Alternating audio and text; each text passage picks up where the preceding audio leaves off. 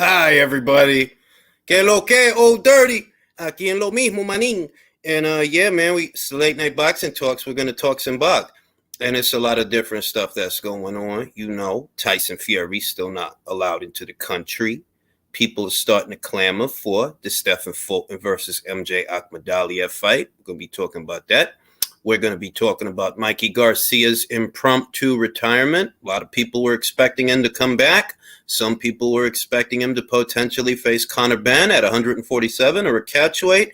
It appears that Mikey, under the radar, has decided to call it a career. Rob was good. His crazy Kenny was good, Kenny. You know what I mean? And it's wild out here. So it's a couple of things going on. It seems that Alicia Baumgartner versus Michaela, at least based on inside rumblings and inside sources, the super fight may end up on the undercard of Shields versus Marshall because per the rumor mill, they're looking at either September 3rd or September 10th. And we know that Shields versus Marshall has been announced for the 10th. The way I look at it, I believe that Top Rank, they made an offer to Alicia on the behalf of Sky because Sky wanted a solid co-main event fight, and this is a fight of some value, though it does feel a bit strange that two homegrown American champions, both of them American champions, are going to be fighting on UK soil as opposed to US soil. It's kind of like if you did Anthony Joshua versus Tyson Fury here as opposed to in the UK. Ideally, it would be in the UK, whereas, with these two, it's the other way around. They want to have, and I've been saying that this is not new. I said that this would happen. I said that, Top Rank hasn't made the same investment in the ladies that Matchroom has made. So what left them so inclined to offer Alicia this? Like, we know Michaela's situation, that she can't get Hyun Mi Choi in the ring any more than Alicia can.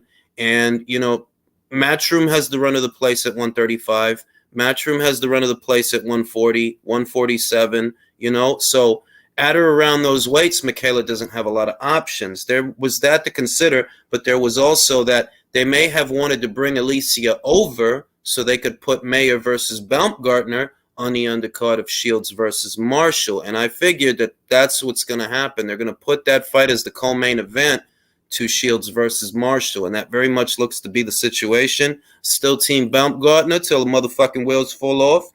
Got the motherfucking power of 50 exploding suns in her motherfucking fists, and she gonna do what she got to do. Crazy K, what it do? Filipino in the building. Dab Jack was good. Deadly punches. Ay! New country in the building. Ay! And yeah, that looks to be what they're doing. I'm going to try to get Alicia on here ahead of the fight. Yeah, I'm the alien, bro, from space. I'm going to try to get Alicia on here. Gary from Australia in the building.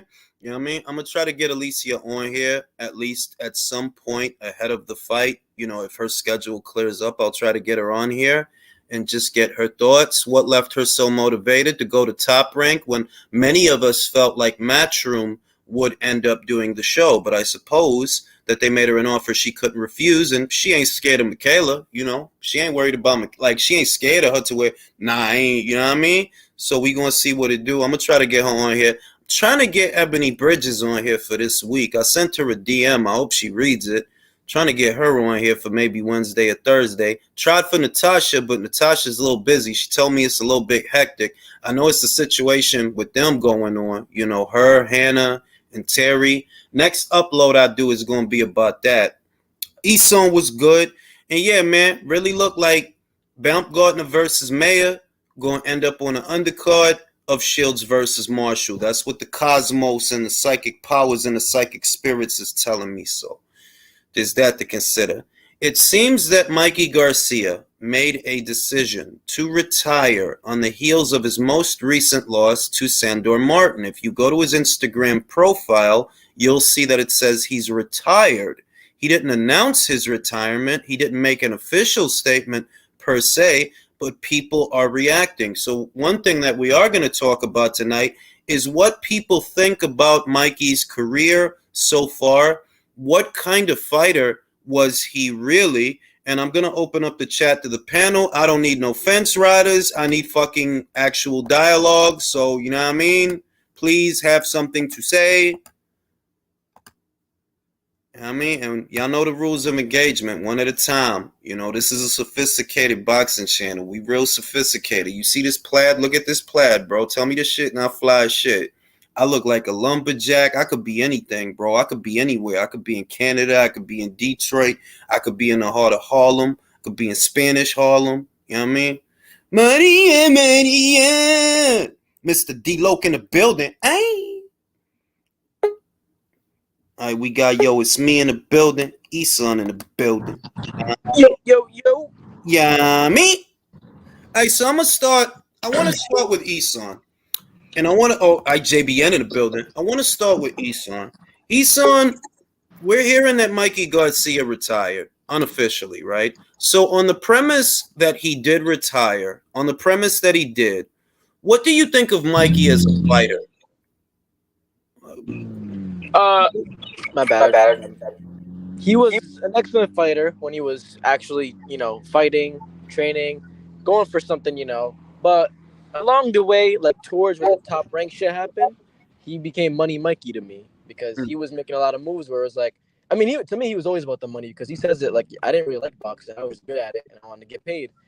But, he was moving through divisions, doing his thing. But, I mean, it just seems like he never really gave us any fight we really wanted, like Gamboa, Linares, Lomachenko. I like the Easter fight. It was pretty good. But, like, it seemed like he was doing everything but things people want him to do. You know what I mean? So it's like his career is pretty unfulfilling, in my opinion. It left a lot to be desired. Even though it's crazy. He's a 4-division champion, but like it doesn't feel like, you know what I mean? No, I know. Trust me. It's the weirdest thing, but I get it that he's a very accomplished fighter, but you feel an emptiness, a hollowness. Shout out to Willie Lynch that says you could be anything, but instead you're the best boxing commentary channel on YouTube to this day. Here's the secret. I am everything. I'm not actually a person. I'm a computer-generated image. Highway. Now, let me go to It's Me. It's Me. We hearing that Mikey live from the Matrix. We hearing that Mikey retired. What do you think about that? He's a 4-weight division world champion, but I think he should have fought Lomachenko because he was a unified champion at lightweight, and Loma had the WABA belt. I think they should have unified instead of him moving up. But I think his career is just hollow, in my opinion. It doesn't feel like he's a 4-weight division world champion, like what the other guy said. When you think of a Manny, you know him as an 8th division world champion. It doesn't feel right with Mikey Garcia. Understood. I've heard that many times over the years, that even though Mikey's a multi-weight champion, the main indictment against him is he's lacking a signature fight, and it feels like he never gave people the fights that they wanted. JBN, looks like Mikey retired. What do you think about that? I'm kind of with the panel, man. I feel like he's pretty accomplished, but like you said, the reason why people kind of like he kind of has like a forgettable career is because he doesn't have a signature win. He doesn't have a mega fight. He doesn't have a super fight. He should have either fought Lomachenko. I think that would have been a really big super fight, which he might have won that. I feel like he could have won that fight. I always felt like he had the power, but not the feet. I always felt he has the power to hurt Vasyl Lomachenko. I always felt that way, but it might come down to the feet. That if he can work around the power, he can outpoint Mikey. Yeah, and in a way, he was bigger than Lomachenko. No, he was, bro. He was like, him, right? So. Yeah, so think about it this way, JBN. If Jorge Linares could land a right hand on Loma that sat him on his back pocket, isn't it fair to say that Mikey could have done a little better than that? Oh yeah, definitely, yeah. And his true power was at like 135 or 140, because once he got up there to like 147 and stuff, I mean, you notice that he wasn't really putting down guys or anything like that. So, but hey, man, he made his money. Like, I mean, he did. He got what he wanted, though. He said it himself. Like, hey, I'm here for the money. And he's a Hall of Famer. You got your money. So good for him. I mean, Yeah. we'll that's definitely a conversation. Jay, different question. Have you felt that Mikey Garcia has an unusually large face? Yeah, it's pretty obvious right here. So It's really big. yeah. I mean, but Jules, hey, if I dip out, could you let me back on? I'm just gonna get on my laptop right quick. Is that cool? I. Okay, give me a second. Let me go. Mikey's like the George Lopez of boxing. He's got a big head. George does have a big fucking head. Yeah, but why is George's head so big? Lopez. He always reminds me of George Lopez. Mikey got a huge ass head for his body. Like, look at Mikey need to work on his traps because he got chicken wing shoulders, and I'm like, I don't understand why your shoulders is like, yo, do something for your traps and your delts. If you're not boxing no more, lift some weights, bro. Julio, you know, Mikey retired. How do you feel about it? Do you feel the same as the panel? Yeah, I think overall, Mikey had a disappointing career. I think when he was younger, you mentioned his feet. When he was younger, he actually had really great footwork. Kind of reminded me a little bit of Bam when he was really young. And then, his win over Salido is kind of questionable. I mean, didn't even finish the fight. Yeah, never fought. Yeah, because it would have got him the dub. So, I mean, didn't fight the big names in and around his weight class. Didn't even fight Linares. Like that was also a fight that could have been made. Obviously, arguably ducked Lomachenko. And then when he came back after he sat those years, when he was suing Top Rank, he looked fucking mediocre. His legs are gone. He still had power and combinations, but I mean, what'd he do then? You know, he beat Broner, and that was about it. Well, I mean, you know what the weird thing about Mikey is? It's like Broner fought fights that people did want to see with, you know, fighters that people did want. To some degree, he did. He just fucking lost. Whereas Mikey, you know, Mikey fought like 4 or 5 world champions from what I remember. He took like 4 to 5 belts from 4 to 5 guys. But it's like JBN said that it's forgettable, though. Like, yeah, you beat Robert Easter. Mia, mia, mia. Yeah, you beat Sergey Lipinets. Mia, mia, mia. Yeah, you knocked out Dejan's Latijanine. Highlight real knockout, but mia, mia, mia, mia, mia. You know, you beat Rocky Martinez. Mia, mia, mia, mia, mia. And the only real value of beating Rocky was the connection to the Lomachenko fight. You know, like it was like, oh, you know, and I remember Rocky dropped him in that fight. He dropped him in that fight. Yeah, sat him on his back pocket, like you like to say. Yeah, You know, Mikey has the resume of a guy who was talented but never really cared about boxing, which is that's literally what he was. Listen, would you say different? Let me go to Country. Would you say, Country? Would you say that Mikey has a better resume than Broner? That's a good question. That is a good question. Because Broner fought names. No, because you know Broner fought names, but he didn't beat no names. You see what I mean? Whereas Mikey fought champions, but they wasn't, you know, the ones that you wanted him to see him fight.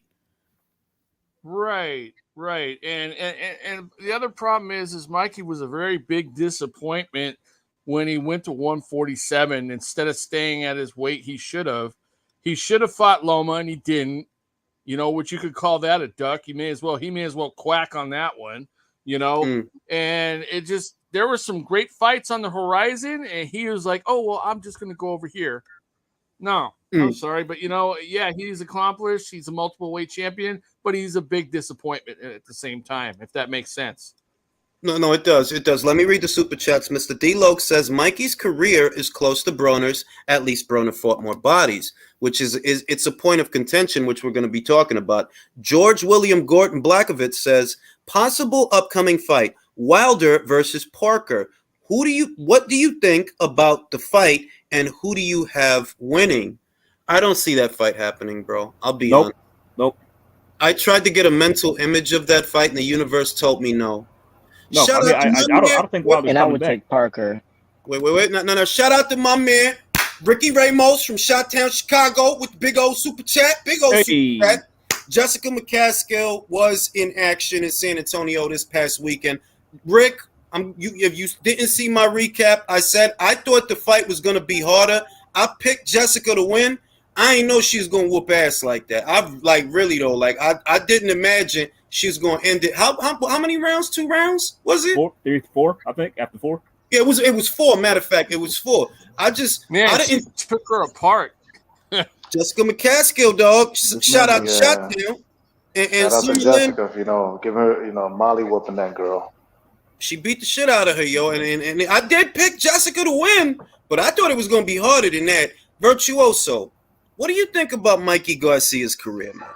What do you think about it? He's retired. What do you think? Yeah, it could have been better.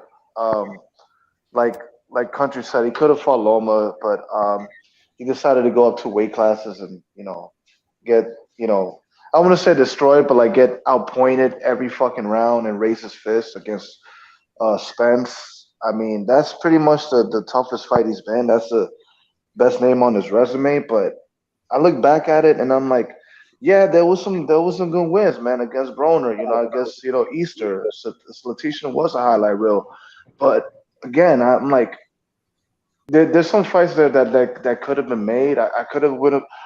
I wish he would have went up to 140 instead. Yeah. I think that welterweight was a weight class one too high, like one too heavy. But I felt like yeah, 140. I felt like 140 became the weight where he should have been, because he was big for 135. So if he couldn't make it, I get it. But 140, not 147.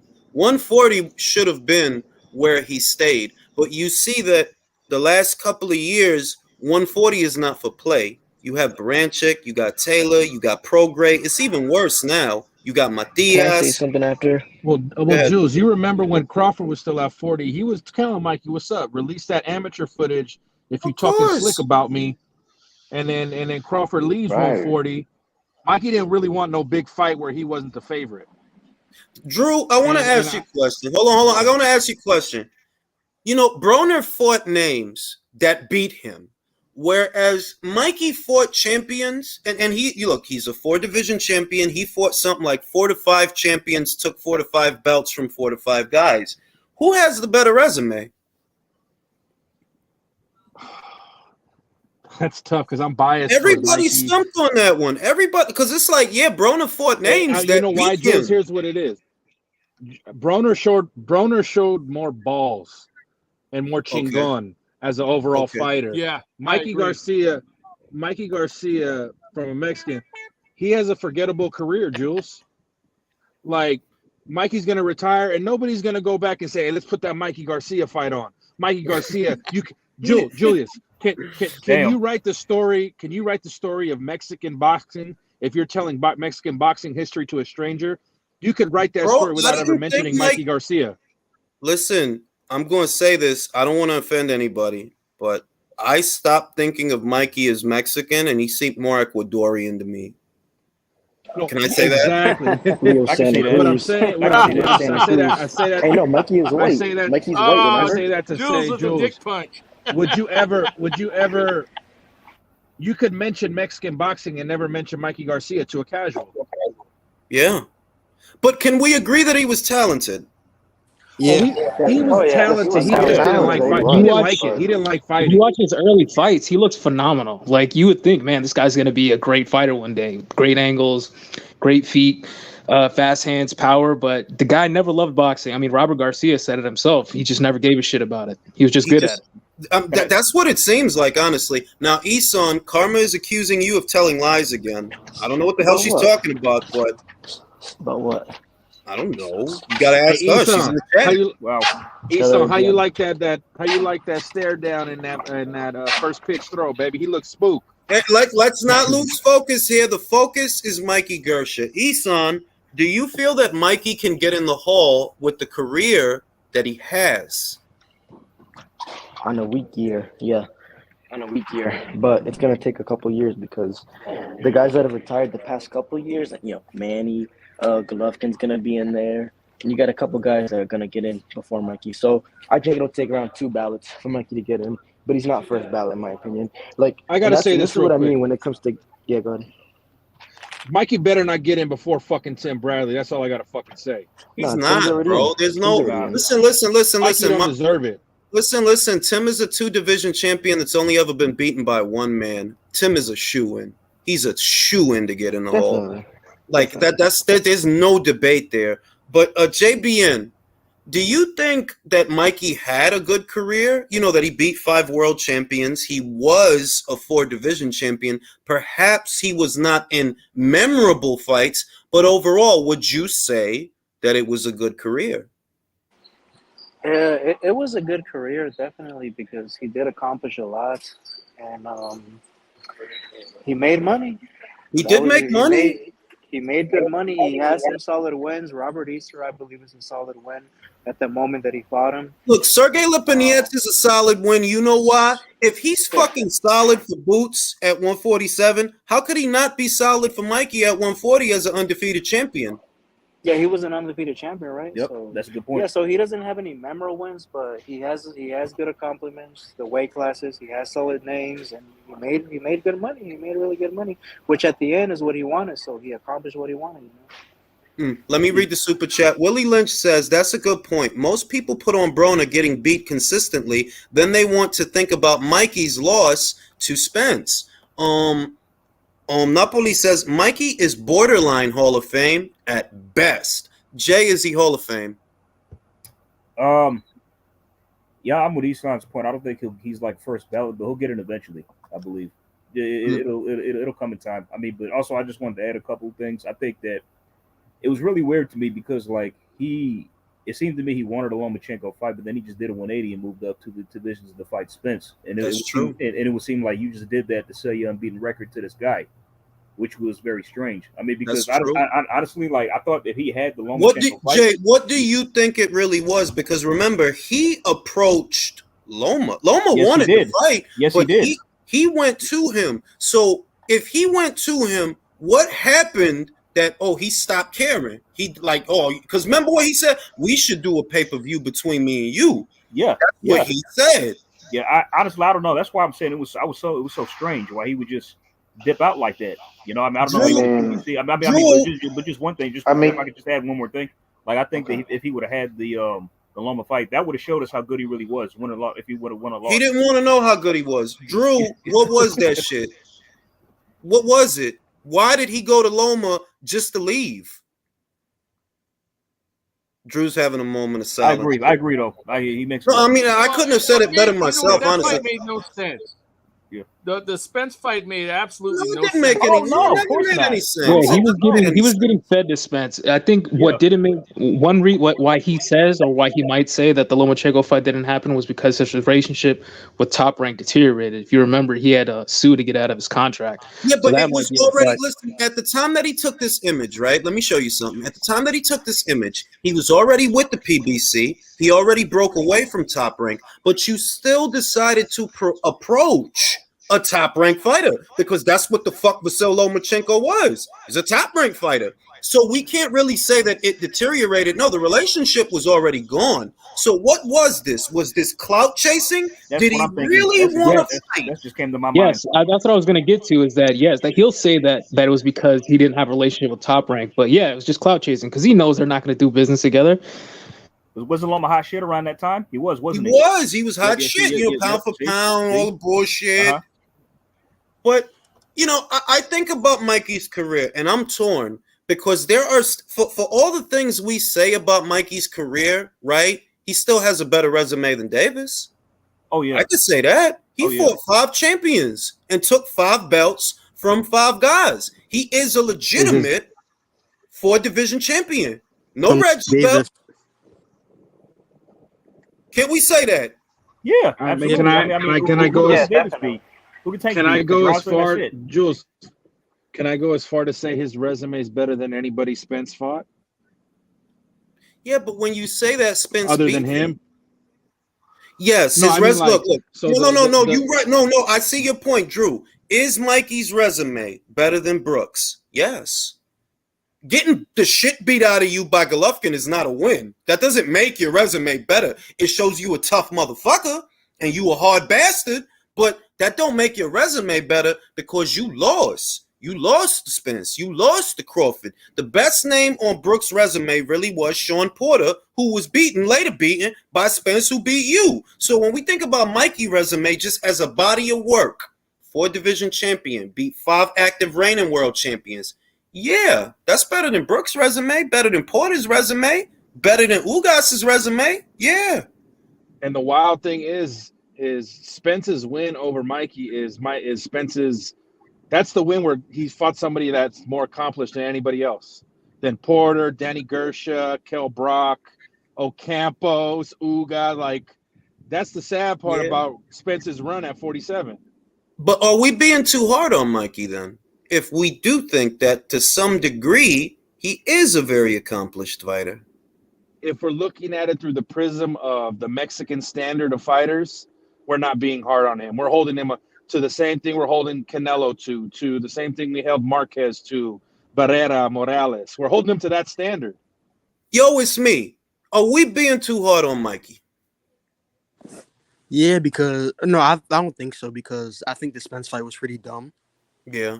I think he should have just fought Lomachenko, or at least move up one weight division instead of moving up to welterweight.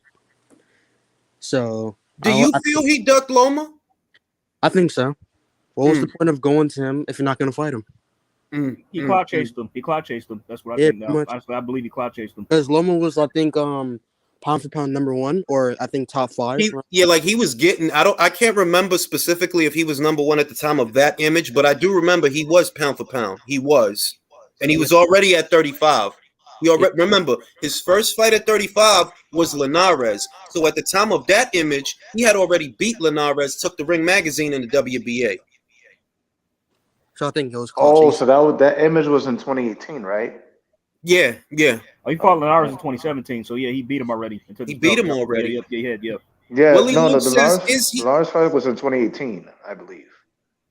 Willie Lynch says, "Is he on Prince Nassim's level?" Yeah. Look, I don't want to hate on Prince Nassim, but people remember a lot of good things, his flashiness and how charismatic he was. But his resume wasn't all that, bro. Like it wasn't all that. Like I could say, Mikey has a better resume than Nassim. Look at it. Don't believe me? Just go look at it. Now, let me go to Drew. Drew, don't you think you're being a little bit too hard on this guy, man? No, because I'm viewing him through the prism and the standard of a Mexican fighter coming from that pedigree and what's expected of you. Look at Bam's already trying to meet those expectations the Mexican fans have of their fighters. Mikey Garcia, I respect him for being a shrewd businessman that he is, but that's all it was. So he didn't have a love for the game. He didn't love combat. They're pretty good for a guy who don't love boxing. He comes from a boxing fan. Like, he don't love boxing the way his brother does. That's true. I agree with that. But I'm not gonna not take $7 million to get Jesse Vargas, Jules. I'm saying that's what I mean. And like when I think about like the decision to fight Jesse, anybody would have took that money for Jesse Vargas. $7 million for Jesse, bro. The whole goddamn fight ain't worth $7 million. If y'all paying that, of course I'm gonna take it. The funny shit is, Jules, that wasn't DAZN's first choice. They was offering that money to Broner, to Danny Gersha first. And then Mikey's like, y'all ain't gonna take it? I'm taking it. So I guess in closing, when it comes to Mikey, a lot of people are left with a feeling of dissatisfaction because, look, the truth is Mikey is a very accomplished fighter. The truth is that he does have a claim. He does have an avenue to get into the hall, but I think it was JBN that made the point first. His career is not memorable. You're not going to go back. Yeah, that was some hell of a, you don't have a really memorable signature fight that people are always going to say, well, at least, he did that. No, you don't have that. I don't think Mikey gives a shit because he was always about the money, to Drew's point, and he made that crystal clear. He doesn't love boxing the way some others do. He's just good at it, and he made money doing it. And if that was all he sought to accomplish, then he accomplished that. Tyson Fury is still not allowed in the country. And Tommy Fury might not be in the country. Oh my God. JBN, what do you make of that? I agree. Yep, same. Salient point, JBN. That was some vintage Pulitzer response right there. I mean, I couldn't have said it better myself. Country, Fury isn't allowed into the United States still. How much does this impact his career at this point? I don't think that much because he's got a lot of places he can fight. He can fight in the UK. He can fight in Saudi Arabia. I mean, there's other places he can go. So, and the money's still there. So I don't think it's really going to affect him that much. Where he messed up is that he told on himself by thanking Daniel Kinahan. And that kind of tipped people off that he was a bit more involved than he should have been. He should have just kept his mouth shut. He would have been fine. He might have been allowed in the U.S., but because of that, they were like, "Nope, your ass ain't coming in here no more." Drew, he's not allowed in the country. Is this really a factor at this stage when Fury is retired? It's not a factor to Country's point. Guys like Fury and Floyd, they have to talk so much that they expose themselves because they need to talk so much. Yeah, they tell themselves. It's Jules. It's not a problem because the way you know how we think similar, Jules. The Saudis not helping the other governments against Kinahan lets me know that okay, you're gonna make Tyson come over here and fight. So we already know what's gonna happen. Tyson's gonna fight the winner because he has no choice of Joshua Usyk. And it's going to be in Saudi. The way I see it, Tyson was done in America anyway. Who the fuck in America was he going to fight? Who's he going to fight? This is that my wife. Your favorite boxer, bro, Frankie Sanchez. That's who. I think he was going to fight that guy, man. Yeah, no, the Tyson Fury experiment in America failed. It did fail, and that's what most people don't realize, that unless you actually turned over a profit from his fights, it failed. And we see. Wait a minute. Now, he did go to the WWE and make some money there, too. That money was for him. That has nothing to do with what Top Rank shelled out to try and promote him. Yeah. Top Rank don't get right.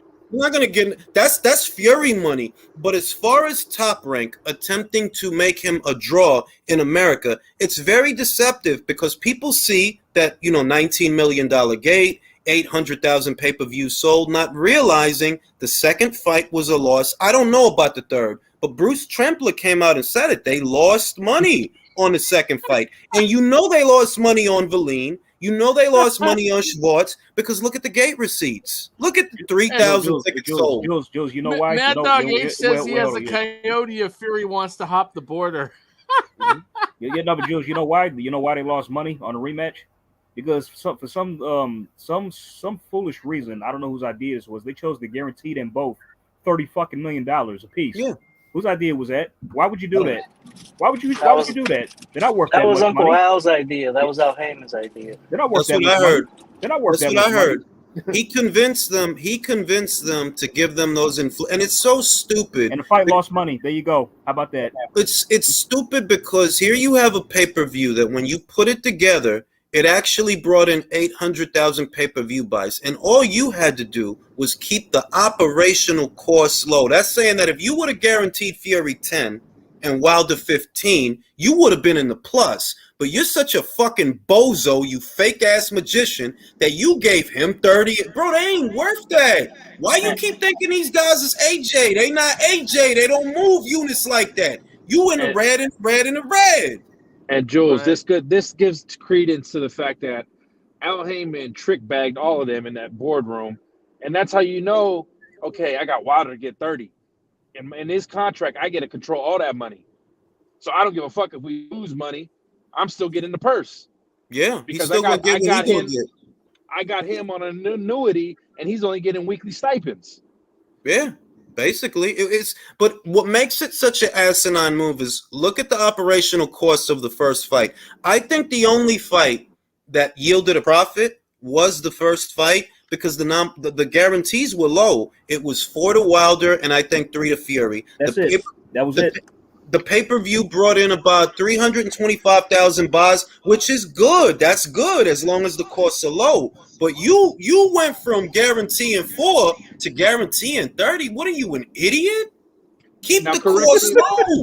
correct me if I'm wrong, Jules. Who eats those costs in that joint? Was it ESPN and Showtime that eat that cost? Both of them, because they were And the both promoters don't financially gotta pay invested. for it, huh? Yeah, huh? The promoters don't eat it, huh? No, It was the and these are the same promoters that like to talk about Eddie Hearn and what he's doing wrong, but they don't talk about how y'all put out 2 flops. Y'all put out 2 pay-per-views, and people don't know what a flop is. If you don't know, a flop is when you pay 3 to do it and you get back 2. If you paid more to do the show than the show brought you back, that is an according to Hoyle flop. So in the case of Wilder versus Fury 2, that's an according to Hoyle flop. You put out all that money, guaranteed them. Who Mike? Yo, fix your mic, whoever that is, man. You paid all that money to guarantee them all that money, and they ain't make you no money with that shit. You might as well not done the show. Keep the money in your pocket. Keep the money in the bank account, wherever you got it from. You might as well have kept it there because all they did fighting each other was lose your money. They didn't even make enough money to fucking fuck off the re-up money. That's what I'm saying. But That these has are to the be people. But these are the people that are gonna stand on the pulpit and point the you fucking no, y'all fucking off money. Their losses were calculated losses. They knew they had to overpay for fights. They anticipated that. That's why when they showed the investors the numbers, they recapitalized because they got the growth that they wanted. You dumbasses just spent money to be spending money. Like, bro, how you go from guaranteeing a motherfucker $4 million to $30 million? They got They delusional just- and thought they were on DAZN's level, man, and started trying Well, to they're throw around money. lucky. That Top Rank and PBC, they lucky we had a pandemic because that stalled the zone for a little bit. They had to readjust because of that. Yep. Yeah. Now I got a question for the panel. Being that Tyson Fury, can't get in the U.S., how do you guys think he'll get back in? I don't. The border. I'm across that motherfucker. That's what I'm thinking. Yeah, maybe it's gonna be hard to hide. Hey, he'll hire a He has no coyote. reason. Look, outside of him potentially, because I do believe he owns a property in Las Vegas. I do believe he does. But outside of that, just professionally, he has no more business to do in America. There's no one here to fight. That a fight that needs to happen here? No, there's no fight that needs to happen here. There's like no American great best heavyweight. There's nobody. That's What it. fight? What fight he need to have in America? What fight? Wilder 4, bro. That's Oh God, no. Right. Oh, no. Anything but that. Anything but that. Bite Ain't your gonna front. tongue, man. But Wilder's with. But let's say if he my wanted to opinion, Wilder's retired. not necessarily live, not fight in America, but live, because I seem to think that he kind of likes it here. But He does because the my people guess in the would UK be- know what he is. yeah, my guess would be is that he's gonna have to flip on Daniel, which won't happen. Nah, I ain't going. It ain't that deep. Like a travel ban is not enough for you to roll over on an international gangster. Unless you want to die. They don't roll like that. Yeah, like you don't roll on an international gangster because you can't get into America. Man, fuck America. I could get into Spain and fuck joints that don't shave their pussy. Fuck is you talking about? And Jules is I do right. like Spanish women. He wants to come here is because he doesn't make the tabloids here like he does back home. But what the hell he's doing? Yep. He gets. You'll kick a cab. We won't give a shit about that around here. Yeah, he vacations in Florida a lot. Tyson Fury is an A-list celebrity in UK and Europe. He's a C-list, B-list celebrity in America, and they don't get attention. I'll say this: I can't say C because he has A-list celebrities that acknowledge him, like Dwayne "The Rock" Johnson. That's true. Yeah, he did. So I can't say you hit the nail on the head the first time that he doesn't get the scrutiny in America that he gets in the UK. They're up in arms because he knows a fucking drug dealer. Everybody on this fucking panel's a drug dealer. Yep. I'm a drug dealer, Jules. I dabbled. I got my salon back in the day. That's facts. He's surrounded by idiots here that like to believe lies. So what other place suits him more, No, I mean it's the truth though. Like that they view, just those practices, I guess, and I've gathered this over time, it's more egregious to them than it is to me, because I know every single one of these fucking people on this panel is some shit, right?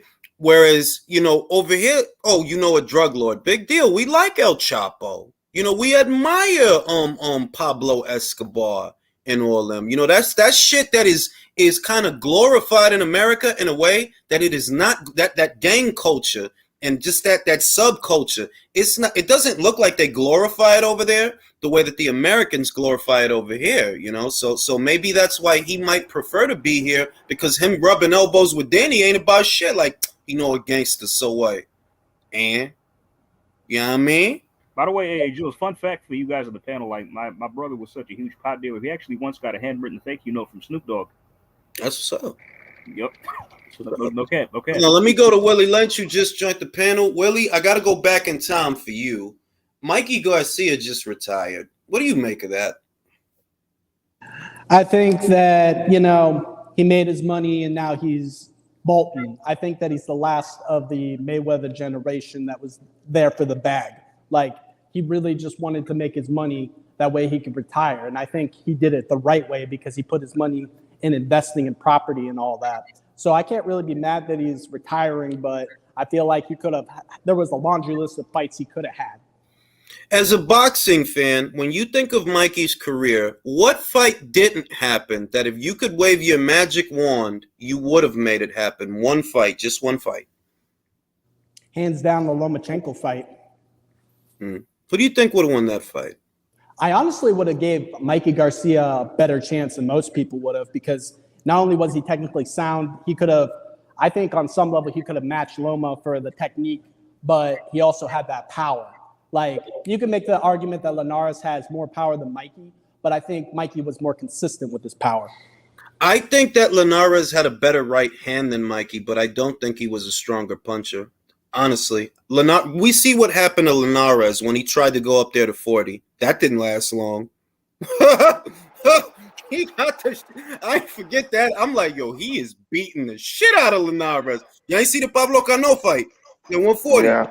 Got the shit beat out of him in one round. Yeah, he got his ass whooped hard, man. Whereas Mikey went to 40. He fought Broner there. He fought Sergey Lipinets there. And he showed that, at 40, he's solid. So to me, Mikey was a bigger puncher and a more solid guy with a better chin than Linares. And it's these things that make me think, like, yo, that Loma fight would have been some shit, man. He fuck around, maybe he would have won. Fuck around. Like I said, I think that fight would have showed us how good he was, really. But he didn't want to know how good he was. Nope. He wanted to sell his Oda Eru, and the rest is history. He wanted to sell his Oda Eru. That's what it is.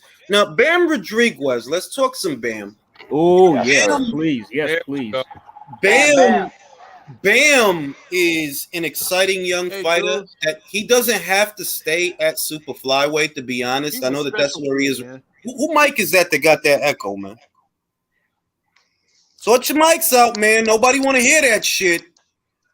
Bam don't got to stay at Superfly. He got a belt there and all that, but he could go down to fly. Maybe he fights Sonny Edwards or Artem Dalakian or what's his face?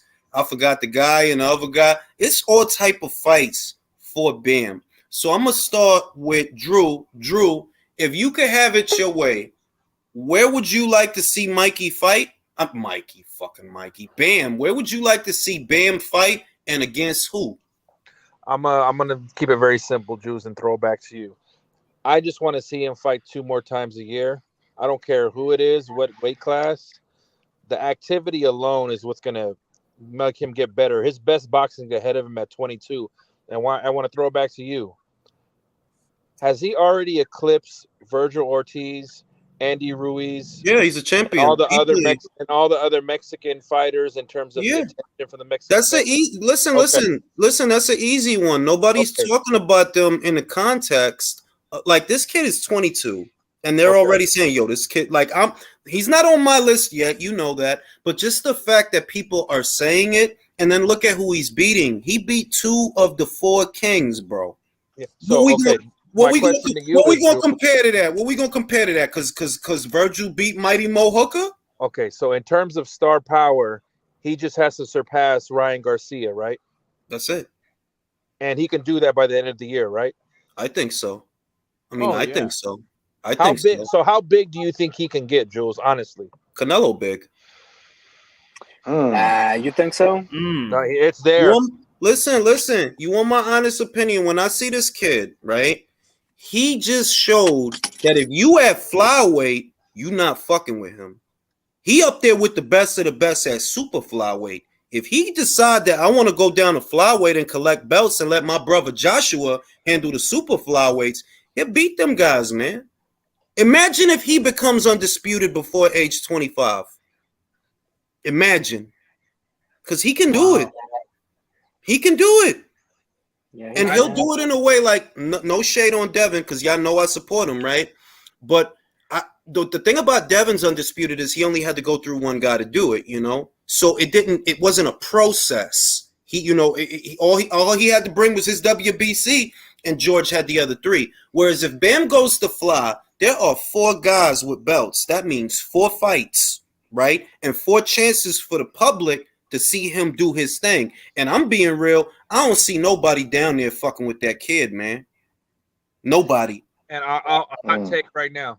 He's going to sell out the San Antonio Spurs Arena his next fight. He's going to pack 12 to 15,000 in that. Who at flyweight goes 12 rounds with Sorung Visa? Who? Junto? You know, I'd like to see that fight. The way the crowd reacted to him at the end, Jules. He make me proud to be Mexican, and that's saying a lot because I'm Dominican. But when he fight, orale way. Jules, this is how you know it. This is how you know it's real. Immediately, Eddie said, "I'm giving you more fucking money. We're doing it right now." Yeah. But you know what I like about Bam, and I said this on my award-winning relay video, that Devin, Bam, they set a great example for the young gunners. Why? Absolutely. Because they took a big risk that paid off. So that sets the example and a template for all the young fighters that scared money don't make money, fam. If you believe in yourself and you believe in your boxing, you could shoot past a lot of bullshit. Now that little kid Bam, he making money that the average super flyweight or flyweight don't make. Them guys down there don't be making bank like that. He getting buku dollars, and it's all because he got fucking cojones, bro. He didn't have to take no fucking Quadras fight on short notice. He did what he's a bad motherfucker. Think about this. He did what Nate Diaz did in that first Conor McGregor fight. Took the fight on 1 week notice and fucked him up like Nate did Conor. On some Mexico shit. Who takes a fight? No fighters are doing that old school shit, Jules, where they take a fight on a week notice. Nah. And the way that he beat Quadras, what I see now is that if he would have had a full camp, he would have stopped Quadras because he fucking just stopped sore. Hey, Jules, what do you think about Bam versus Inouye at Superfly? It's not gonna happen. I don't like that one. I prefer Nakatani versus Jesse Rodriguez at 115. Listen, they're and I said this on Twitter. They're on. Who Mike is that, man? Shit, I lost my train of thought. Yeah, Inouye about to leave 118, whereas Bam, he's just now getting settled into Superfly, and he may move back down. Those guys is going in different directions. You know what I mean? But if you want a real answer, Bam is great, but you are not as experienced a fighter as Inouye. Don't forget, Inouye's a 3-division champion. Don't forget that. Don't forget that dude is one of the pound-for-pound hardest punches in the sport right now. So if you're going to be cerebral, and just take the feelings and the excitement out of it, you got to give Inouye the edge. He's upstairs at 118, fam. You think if he hit Quadras the way he hit Donaire, Quadras don't turn into glass? He don't turn into glass? Right. If he hit that dude the way he hit Payano, bro, Quadras is out of here, fam. He out of here. Yeah, no. Hey, Jules. By the way, Sawab wanted you to drop the link because he wanted to get in. I don't know if you have room. Hey, we got like 9 people up here, bro. I'm just saying. Okay.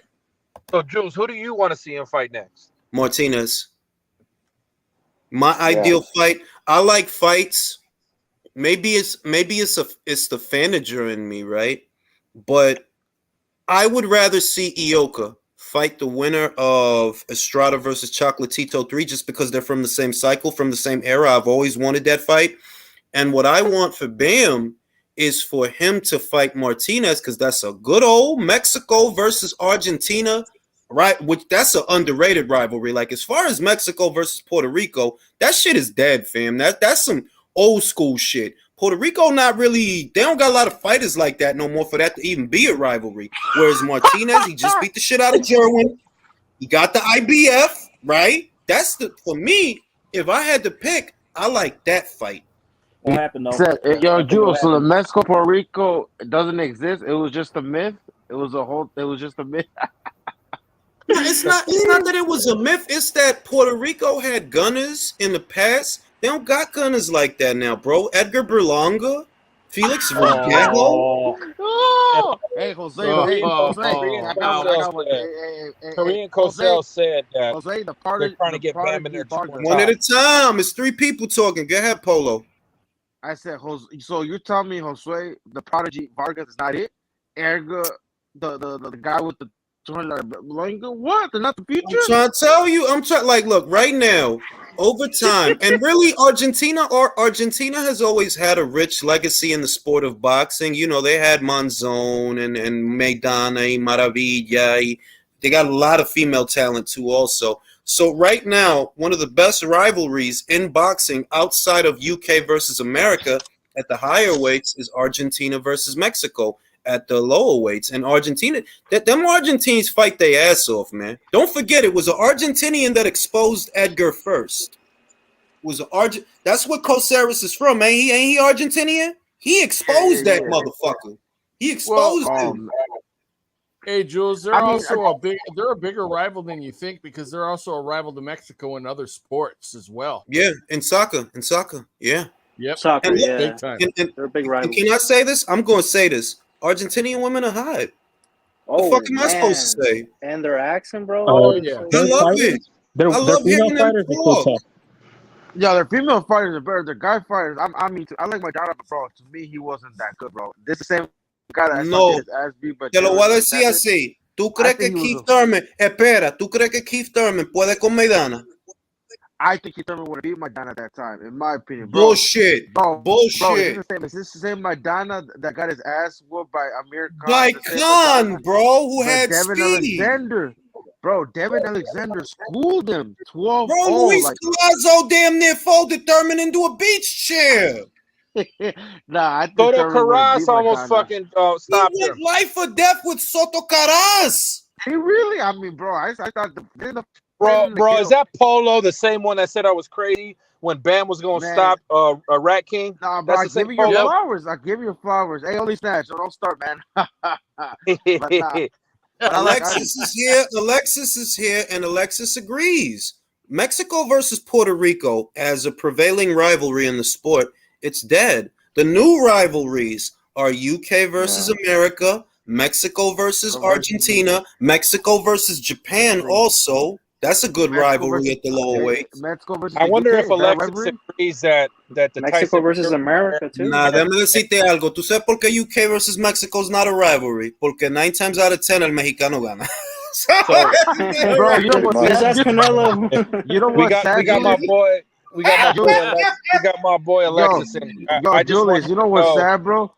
Most of the time it'd be like C-level fighters or someone that's not even the top 10, like out of like in the say like in a random example, in the featherweight beats the top like Lara versus Warrington. Lara wasn't even in the top 10 for Mexican featherweight. Isn't that scary?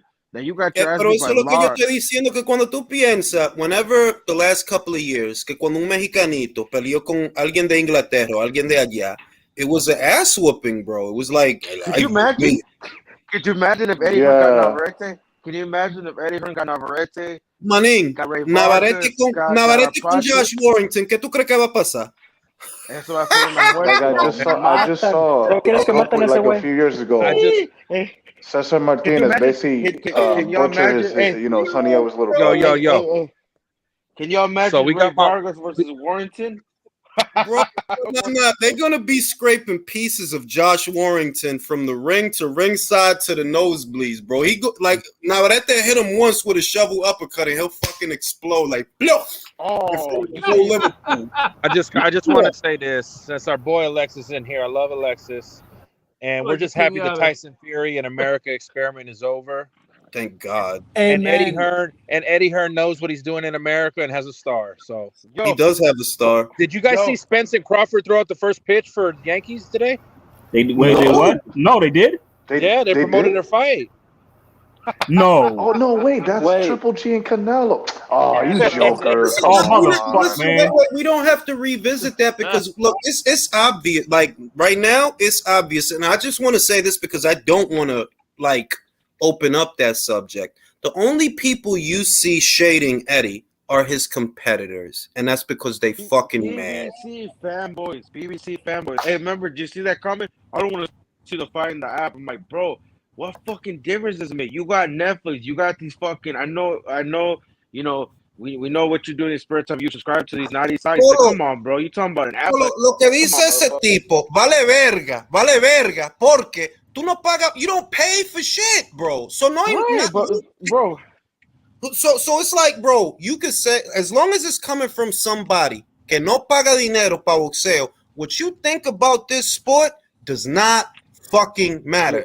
I pay to watch the shit I watch, bro. The only time you will see me use a stream is if a fight does not have a U.S. broadcaster. That's it. Amen. Right, we got receipts, and you talking about you got motherfuckers that complain about motherfucker. You subscribe to other shit you shouldn't be subscribed to. You can't subscribe to the zone. Fuck out of here. That's just an Well, excuse. it's also bro. like that's where everyone's watching TV on apps now. Like that's just how people like consume media. So the fact that they're like lambasting apps is just fucking stupid. That's why the only the head of the reason game. the only reason is because Eddie Hearn is not American and he's a competitor to their favorite network. And usually, I've noticed that it's people that for some reason are obsessed with PBC or just love PBC that much. Like I don't know what it is, but it's like damn, bro. It's Pero ponlo PBC. tú, mira, ponlo tú. Okay. What cards did the PBC have the last 2 weeks? Fucking nothing. So estoy diciendo que, mira, manín, tú no eres fan de boxeo porque PBC don't even be showing cards like that. Like, what do you watch in between the PBC shows? You telling me you didn't see Bam do his thing against Saw? I think you're not a boxing fan if you missed that because that shit was beautiful, fam. You know that what I watched, bro? I watched Mario Barrios versus Keith Thurman. That was a better fight, bro. I watched Martin versus Luis Ortiz, man. 2 top heavyweights. Well, Julius, tell me this: how many shows has the DAZN app shown in just this year alone? I feel like they've shown more shows than ESPN and PBC combined. Yep, international. And Eddie You know, said it feels like global it feels sport. weird when you're on a Saturday and there's no DAZN card because like I feel like not just Matchroom but Golden Boy to me have outpaced PBC in terms of output in terms of shows. Well, Eddie Hearn had a goal. He said he put on 50 cards last year, and he wants to do 60 this year. Look, and every card, I'm gonna say this also. All the Matchroom Mexico shows, if you watch them, there have been about 2 or 3. All them shits is lit, bro. People bleed, people die. Like, it's beautiful, fam. Yo, Jules, bro, I really like him showing like shows globally.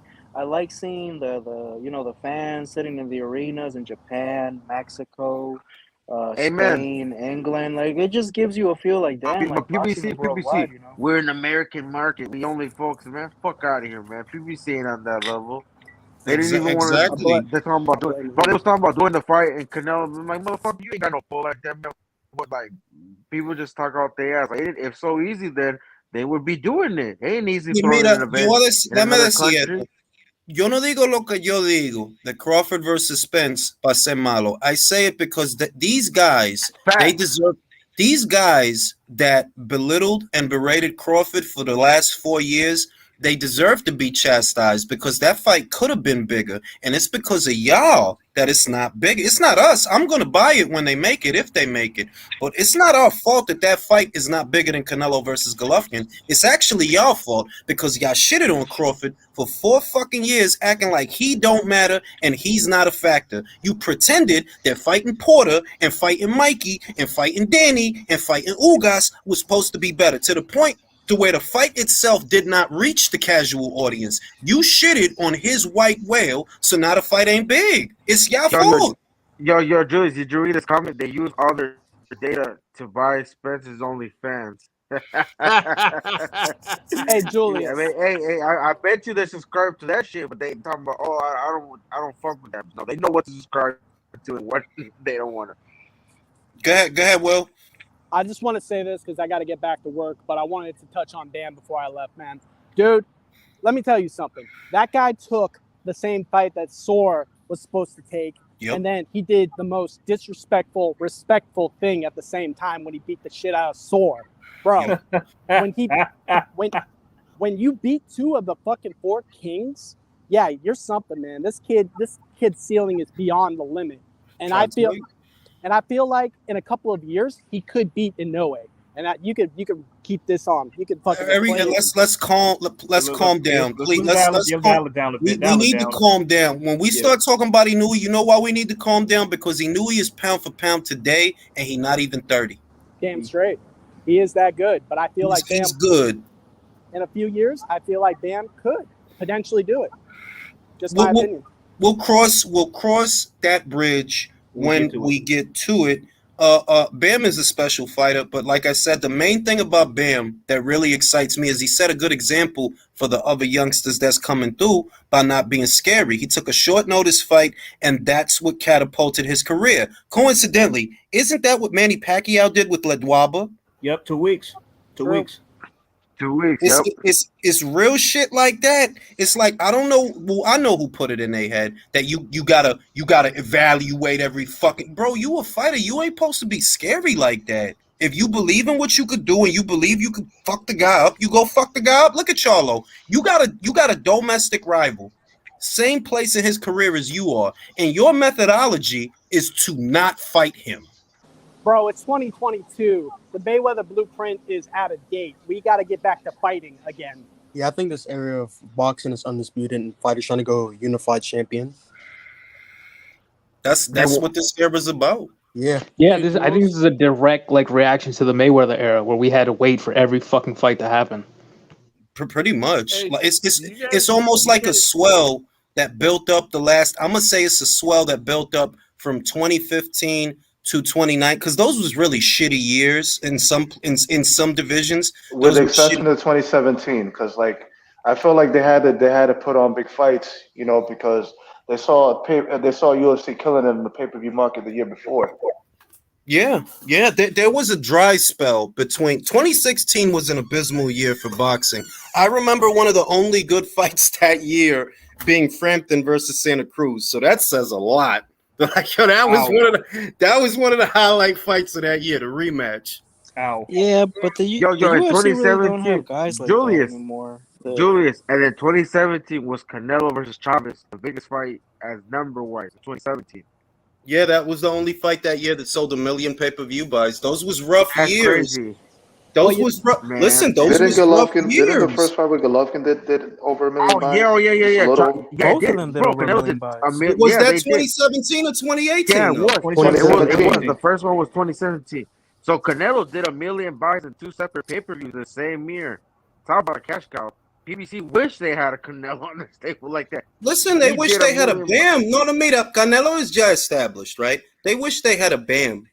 Man, they wish they had a Bam. They're trying to do They got the mini Bam. Who's the guy that is from Ohio? Small little dude. Got lost to Payano. He's the Bam for them. Hold on. Cuck is saying that he want to join. Who wants to step out so Cuck could join? Because he's being very adamant. All right, Cuck, I'm gonna shoot you a link. Oh, that's Sawab, I think. Yeah, that's Sawab. He's saying he wants to debate. I think he wants to debate Alexis. So who's willing to step down so they can have their debate? I will step down. I will step down after this, after Jules answers this question. And then Alexis, Top Rank ain't it. Out of the young guns, Jules, not counting any heavyweights, who has the biggest star potential? Bam and That's Bam Bam, and bro. Bam. That's Bam. By Yo, far. Alexis, get on, you fucking cuck. Get on, you cuck. All right, like, come on now. Y'all gonna have a debate or y'all just gonna curse at each other? What's wrong? No. Debate. He's scared. He won't come on. Alexis, if you still here, jump on. I'll moderate and I'll try to keep it as respectful as I can because y'all know. He's scared. Come on, Alexis. You won't do it. Come on, Alexis. Top rank. Represent top rank. Like, Yeah, Drew, the band won't do it. Drew, is you coming in or you going, bro? Hey. Oh, I thought you needed to get off of them. No, yeah. I need you to step up. I need a slot open for Alexis. Yeah. I'll step out. Oh, did he leave already? Yeah, he left already. Alexis, Come on, Alexis. Julius, I got a good TV for you today, my brother. Okay, I'm waiting. I'm waiting to see. Alexis was in the chat. I don't know where he went.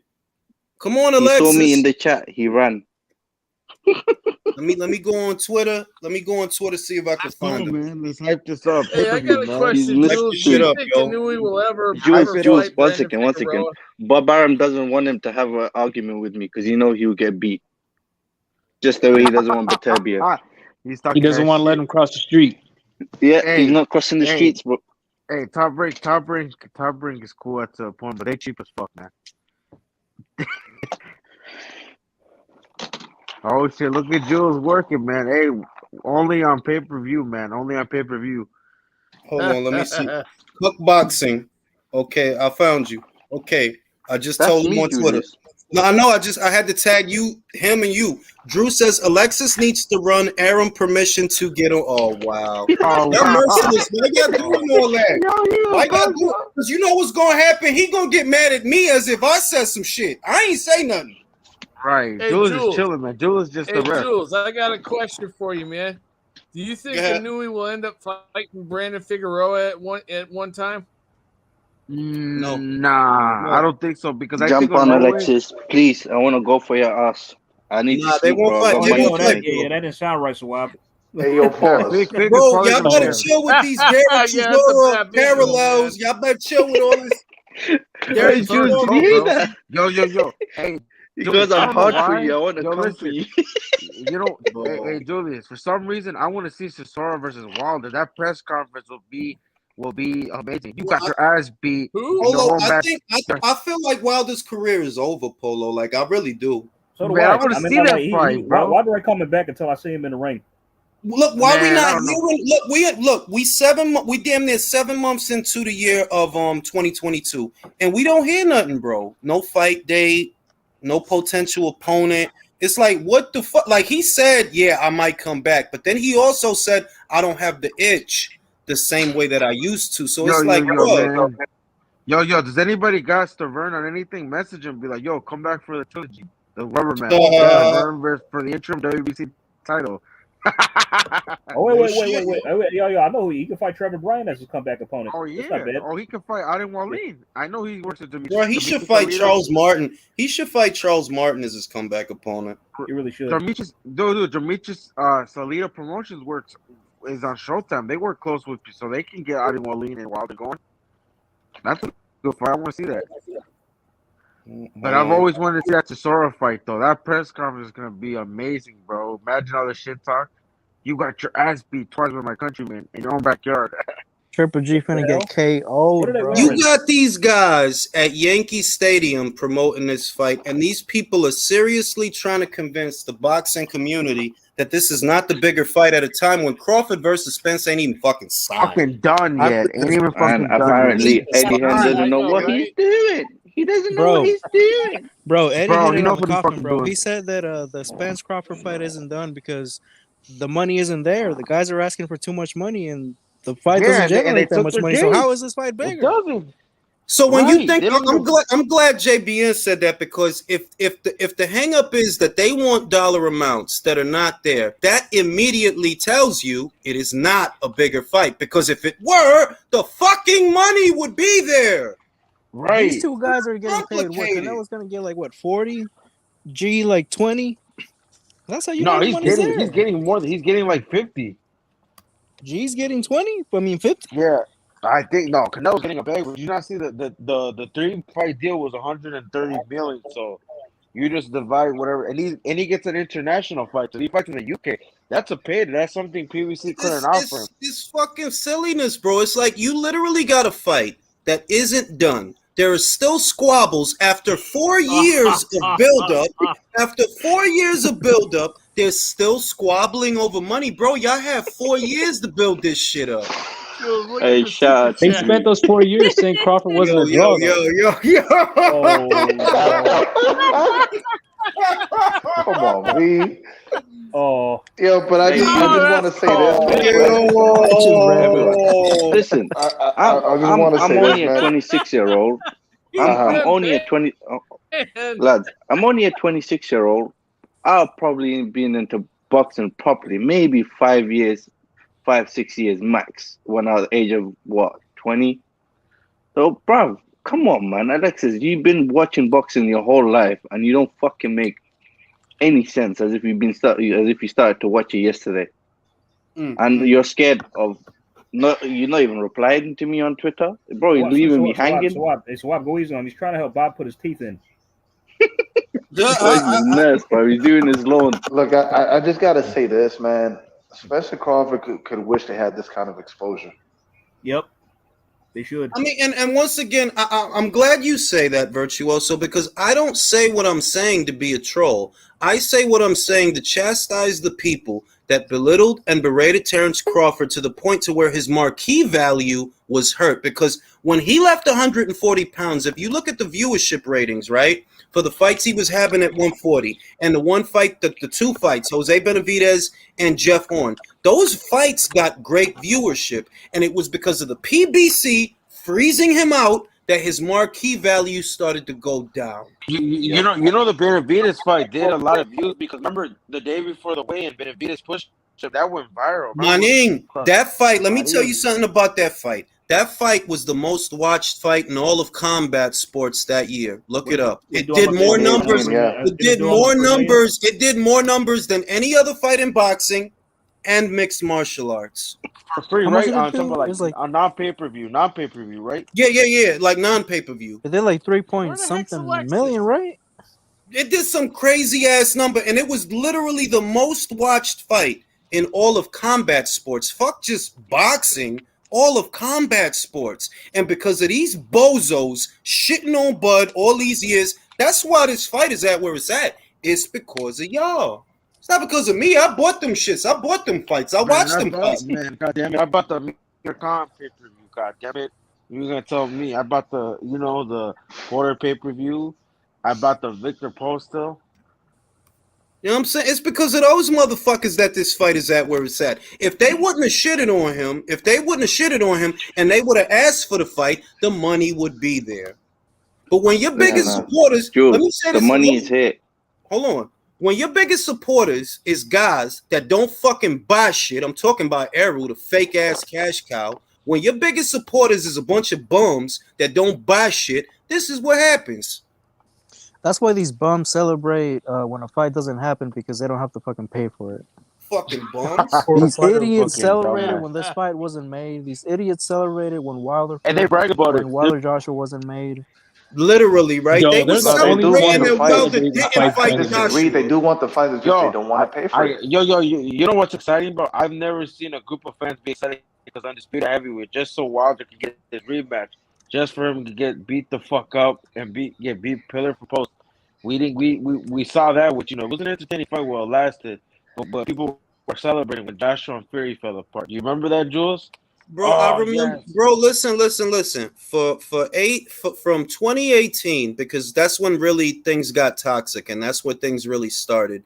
From 2018, the beginning of 2018 onward, these guys would celebrate every single time Wilder would reject an offer because he was made several offers. It wasn't just the DAZN offer. He was made like 5 offers. Yep. He rejected all them shits. And every time they offered him something and he turned it down, these dickheads would go on their channels and celebrate it. Like, do you want to see Undisputed or not? Judas, do you believe in this dude or not? Judas, there is a fucking cuck in the comment no names. There's a cucking thing. He was the one always against Errol Spence versus Bud. Bud didn't do nothing, doesn't deserve it. Bud is going the harder route, and now he's saying he wants that fight rather than Canelo and Bivol. Listen. You I don't even fucking listen. cuck. Wait. I don't even know why you acknowledging that dude because unless he going one at a time. Why are you acknowledging that dude when the only time he'll be acknowledged is when he put up money? Other than that, I don't even see the dude, bro. You gotta put up money. I can't see what No, the Jules, fuck my you're point saying. was, no, I didn't even take any names. My point was the same people that shitted on this fight are the same people that are saying there's a bigger fight than Canelo and GGG. Shut the fuck up, you fucking two-face. But hold on. Who are you? Got it. All right, now I'm gonna say this. You got a dude whose name is Mr. PB. Yo, one at a time, fam. You got a dude whose name is Mr. PBC, right? Who froze Terrence Crawford out? PBC.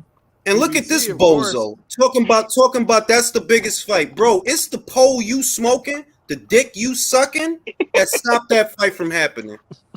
But that's years ago. And listen. Years ago. And listen, if you too stupid to understand that, all of these are your problems. And that's the only time I'm going one at a time, fam. That's the only time I'm going to acknowledge you tonight. Because unless you putting up money, I don't need to know what the fuck you think about boxing. Back to wood. This is the problem with Mr. PBC and Mr. Top Rank, Mr. Cuck Alexis, that's too scared to fucking check out Drew's, argue with a 26-year-old that doesn't know shit about boxing. Okay. Now let me read the super chat. Somebody needs to rob Al Heyman for that Floyd money and get this effing fight rolling.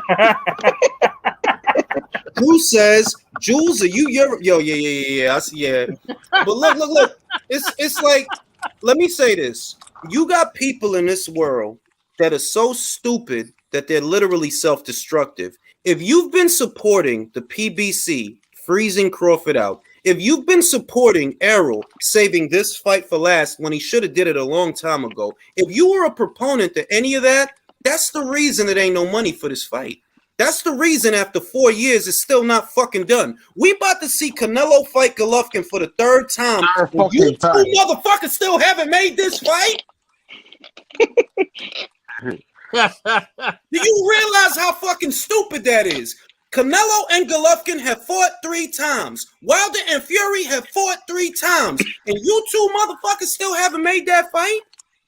Shameful. He's a big fish. He deserves to be a catch go. Remember? The only reason they're competing is because it took so long to be made. That shit hadn't even been competing in the first place, man.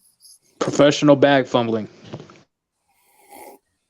Ain't no other way to put that shit. You got guys, and I don't care that your mother raised you to be an idiot. I don't know if she was smoking rocks, so she probably was. Whatever your situation, right? All that shit is irrelevant because if you've been supporting the PBC, making every other fight for Errol, but that one, well, that's the reason that fucking fight after 4 years is still not done. It's still not done. How is that possible, fam? Y'all not man. You ain't Manny and he ain't Floyd to where it should take this. You not. And after all these years, what we hearing? It's the money y'all want. It's not there. Yeah, I think this fight is more on the level of like Roy Jones versus James Toney. Yeah, it's not big, unfortunately. But like I said, it's not my fault. I, as a consumer of boxing, did my due diligence to purchase Crawford's fights. I bought them shits, even though some of them wasn't pay-per-view worthy. I supported that guy. All these fake nationalists, all this fake bullshit. That's what I always equate that to what happened to Jada Kiss's album, Kiss the Game Goodbye. They bootlegged it so much, it hurt the actual sales of the album. That's y'all. That's the type of shit y'all good for. Stupid, self-sabotaging shit like that. You want this to be the bigger fight all of a sudden. You the same cocksucking motherfuckers that were supporting the PBC, freezing that man out. That was y'all supporting that dumb shit. Another thing, the main reason, the main reason why I can I can speak for everyone on the panel. Everybody on this panel and everybody in the chat We love Eddie Hearn for the main reason he makes the fucking fight happen. Yeah. If it's on his platform or not. Yeah, he does. He let Devin Haney go, even though he didn't have to. He's letting the fight happen with Maya and the other girl, Baumgartner. Yeah. He let that fight happen. She's He under let contract, Canelo but fight he happen. let it happen. Yeah, he let Canelo have the undisputed fight at thing to the PBC. He would let Bevo go to but obviously Bevo would want a lot of money that fucking Bob Arum is not gonna let. That's the main reason why we like, not because he's fucking Eddie Hearn or because it's Matchroom. I don't give a fuck what Listen, Matchroom. let me say this. Let me say this. Nobody interrupt me, right? This the shit. Guys like Mr. PBC, for example, you inferior. You inferior. You have inferior intelligence. You're inferior. And when Add you Alexis onto it as well. Fam, one at a time. Oh, wait, is Alexis here? No, I said add him onto the Mr. PBC. Him and Mr. PBC, same shit Yeah, to me, bro. somebody got to step out because we got like 10 people up here. We did add him last time, but he didn't say shit. Yeah, like I'll add him, but we got 10 people in here. Now let me let me get back to my monologue, please. Guys like Mr. PBC, right? You see how he comes on here and try to be disruptive, right? It's because you inferior. You have inferior intellect. You inferior. So you got to do dumb little kid shit like that to make yourself feel better when the numbers come back. Golovkin versus Canelo will have sold more than Crawford versus Spence. And really, it ain't shit you could do about it, but the dumb shit you doing now. The machine gonna keep rolling on, fam. And you can make a case Triple G versus Canelo's better than the last two fights. Yeah, like it's guys like him. It's guys like him. That's the reason the fight is not big. And they're talking like that fight is already made. That's still just a fantasy fight. How old was Ortiz when Wilder claimed to be great for beating him? Wasn't Ortiz like 49 or like 50? How old was Pacquiao when Ugas fought him? Yo, how old was 42? Spence was about to fight before that. Julius, I got a question for you. Remember when Pacquiao Spence got announced? Spence fanboys and people were like, "Yes, it's Pacquiao, the one that fought Coron De La Hoya. This gonna be the passing of the torch. This is gonna be the biggest fight of the year." People were complaining that the same Pacquiao that was coming off multiple injuries, 2-year layoff. They didn't have a problem with that fight. Oh, we want to see Pacquiao get knocked out coming off a 2-year layoff, but it's a problem with other guys. Let me say this. Now you got guys, right? There are channels that support everything that the PBC does. All these dumbass moves that are now starting to backfire, like Wilder getting his ass beat for a cherry that he picked instead of fighting Anthony Joshua. And the reason they feel the need to come here is because in reality, nobody hear what you saying, fam. And nobody cares. What you want don't matter. You don't count. You got to come here where motherfuckers that do count congregate so you can hope to get an audience. It's pathetic. You know what, Jules? I liken it to a homeless person that when you're chilling somewhere and they got to come up and start yelling at the crowd for nothing, you know, because it's like a mental disorder. It's like a mental disorder.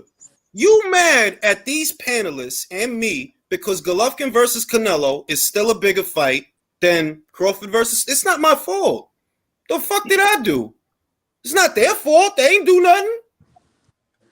And it's sad. You're praising. Yeah, there are people who celebrate like the PBC holding up entire divisions of boxing. Like that's why boxing has become so scrutinized, and the big fights don't happen, and why boxing gets that perception. Like they're literally celebrating the death of the sport that we all know and love. Yeah, because I can recall people them celebrating that. They turned it into a tribal pissing contest, and all that happened is the pee got on their leg. I can recall these fans, these fanagers, basically celebrating when Wilder won the arbitration, you know, and there was plenty more people that were pissed off that we didn't get to see Joshua versus Fury. Yeah, they wanted to see Wilder get the shit beat out of him again, and they did. And I'm glad they got their fucking ass pushed. That's why guys like Mr. PBC is still mad to this day, because all the guys you like, all they do is fuck up. All they do is fuck up, and Spence gonna be the next one. Yeah. They're like train wrecks. I wish I was next to Mr. PBC the second time when Wilder Fury fight. I wish I was seeing the reaction on his face. Like, yo, I wish I was next to him, man. I wanted to see his reaction. I would pay to see his fucking heart break as Fury rained down blows upon him. I would pay to see that because I know his heart broke. Why else would he be so? Why else would he be so upset over saying something that's as factual as Golovkin versus Canelo is a bigger fight than Crawford versus Spence? It's not like it's a fucking lie. They spent years saying that Crawford doesn't sell anything. Like that was literally their whole argument: is that Crawford is not a draw. And this fight already sold $1 million twice. Yo, this is how I know these Wilder fans, these fanboys are gonna go away. I remember before the third Wilder Fury fight, right? I spent like, I don't know, an hour, 30 minutes arguing with this fanboy, saying like he's scoring a stack of bows. That Bible was right that Wilder was gonna get it back in blood. He was gonna make Fury pay. He was gonna do this and that and this to him. I'm like, no, he's getting his ass whooped and he's gonna get fucking knocked out. What? Mark my words. Mark my words. Come back the Monday. Y'all ain't seen this guy since. Well, listen. Let me tell you something. You know how some motherfuckers. You know how sometimes you have a boxing conversation, right? And some motherfuckers will start off saying just a bunch of nonsensical, belligerent shit. That's why, because so many of the guys you like are failing. I'm saying that's where that come from. I wanted Crawford versus Spence to be the bigger fight, but I gave up hope in 2019. Like, bro, y'all don't want that fight. And I said it in the videos.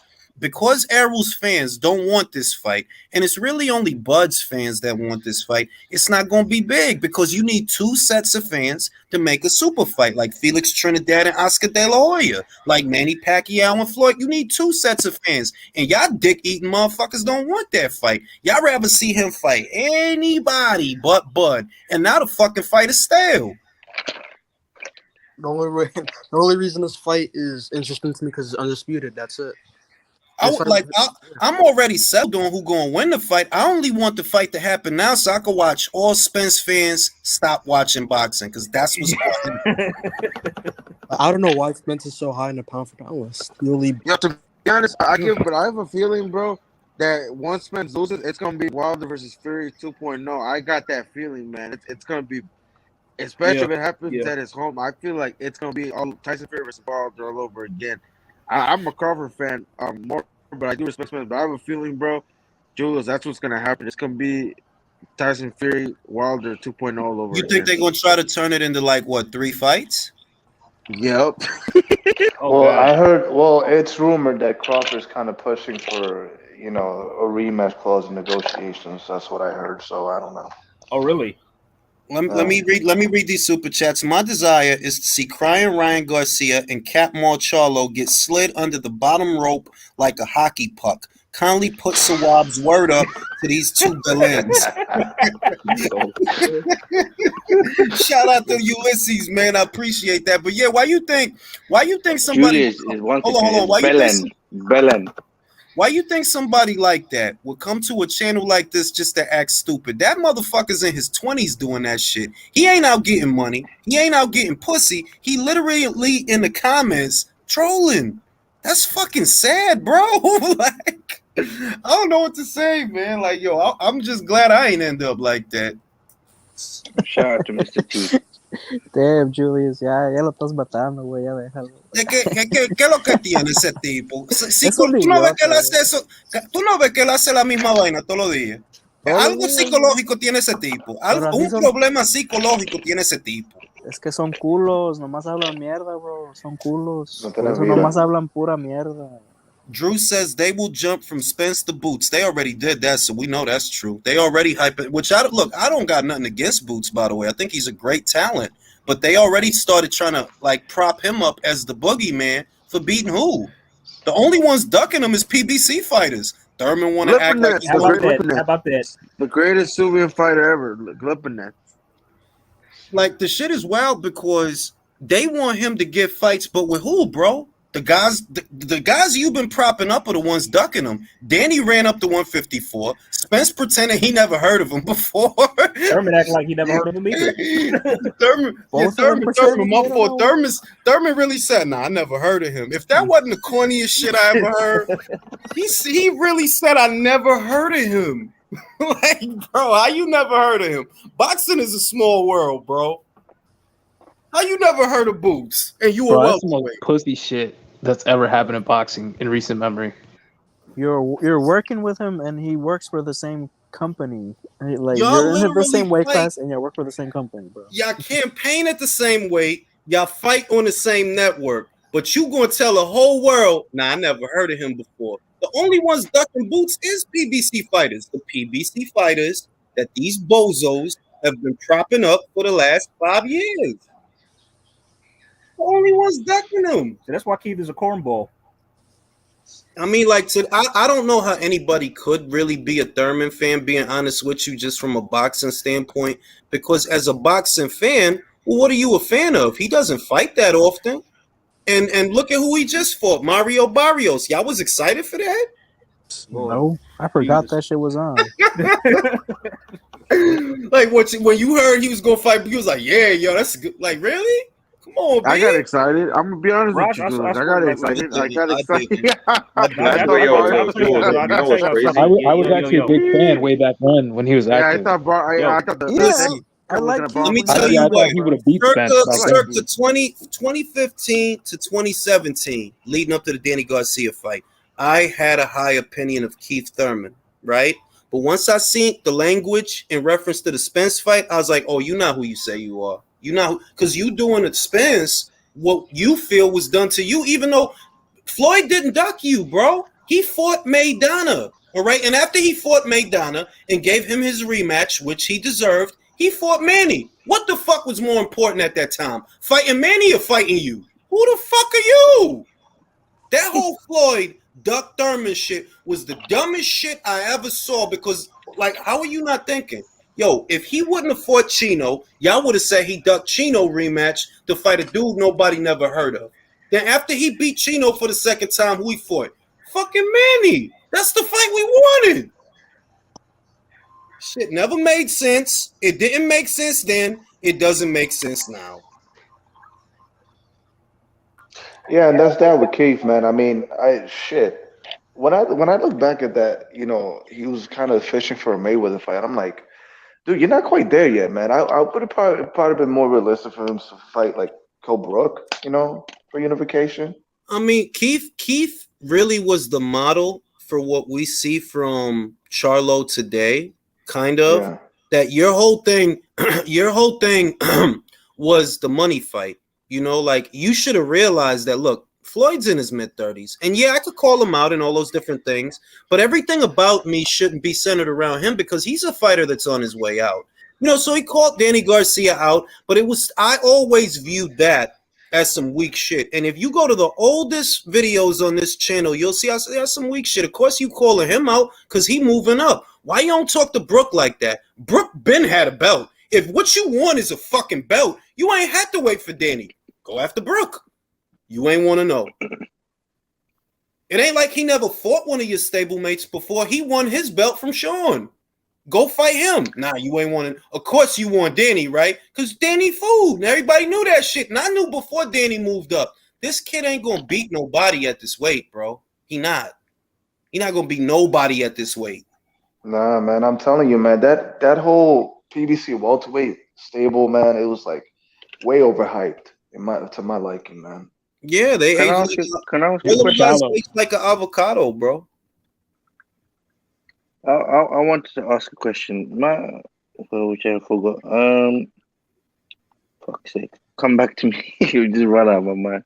Well, yeah, like that whole stable. I think what it and I don't really like to come at the subject from this angle, but they really turned it into a tribalism thing. That's what made it so toxic and so stupid. That it's like, bro, like this is not a quote unquote war. And if it is a war, you're fucking losing.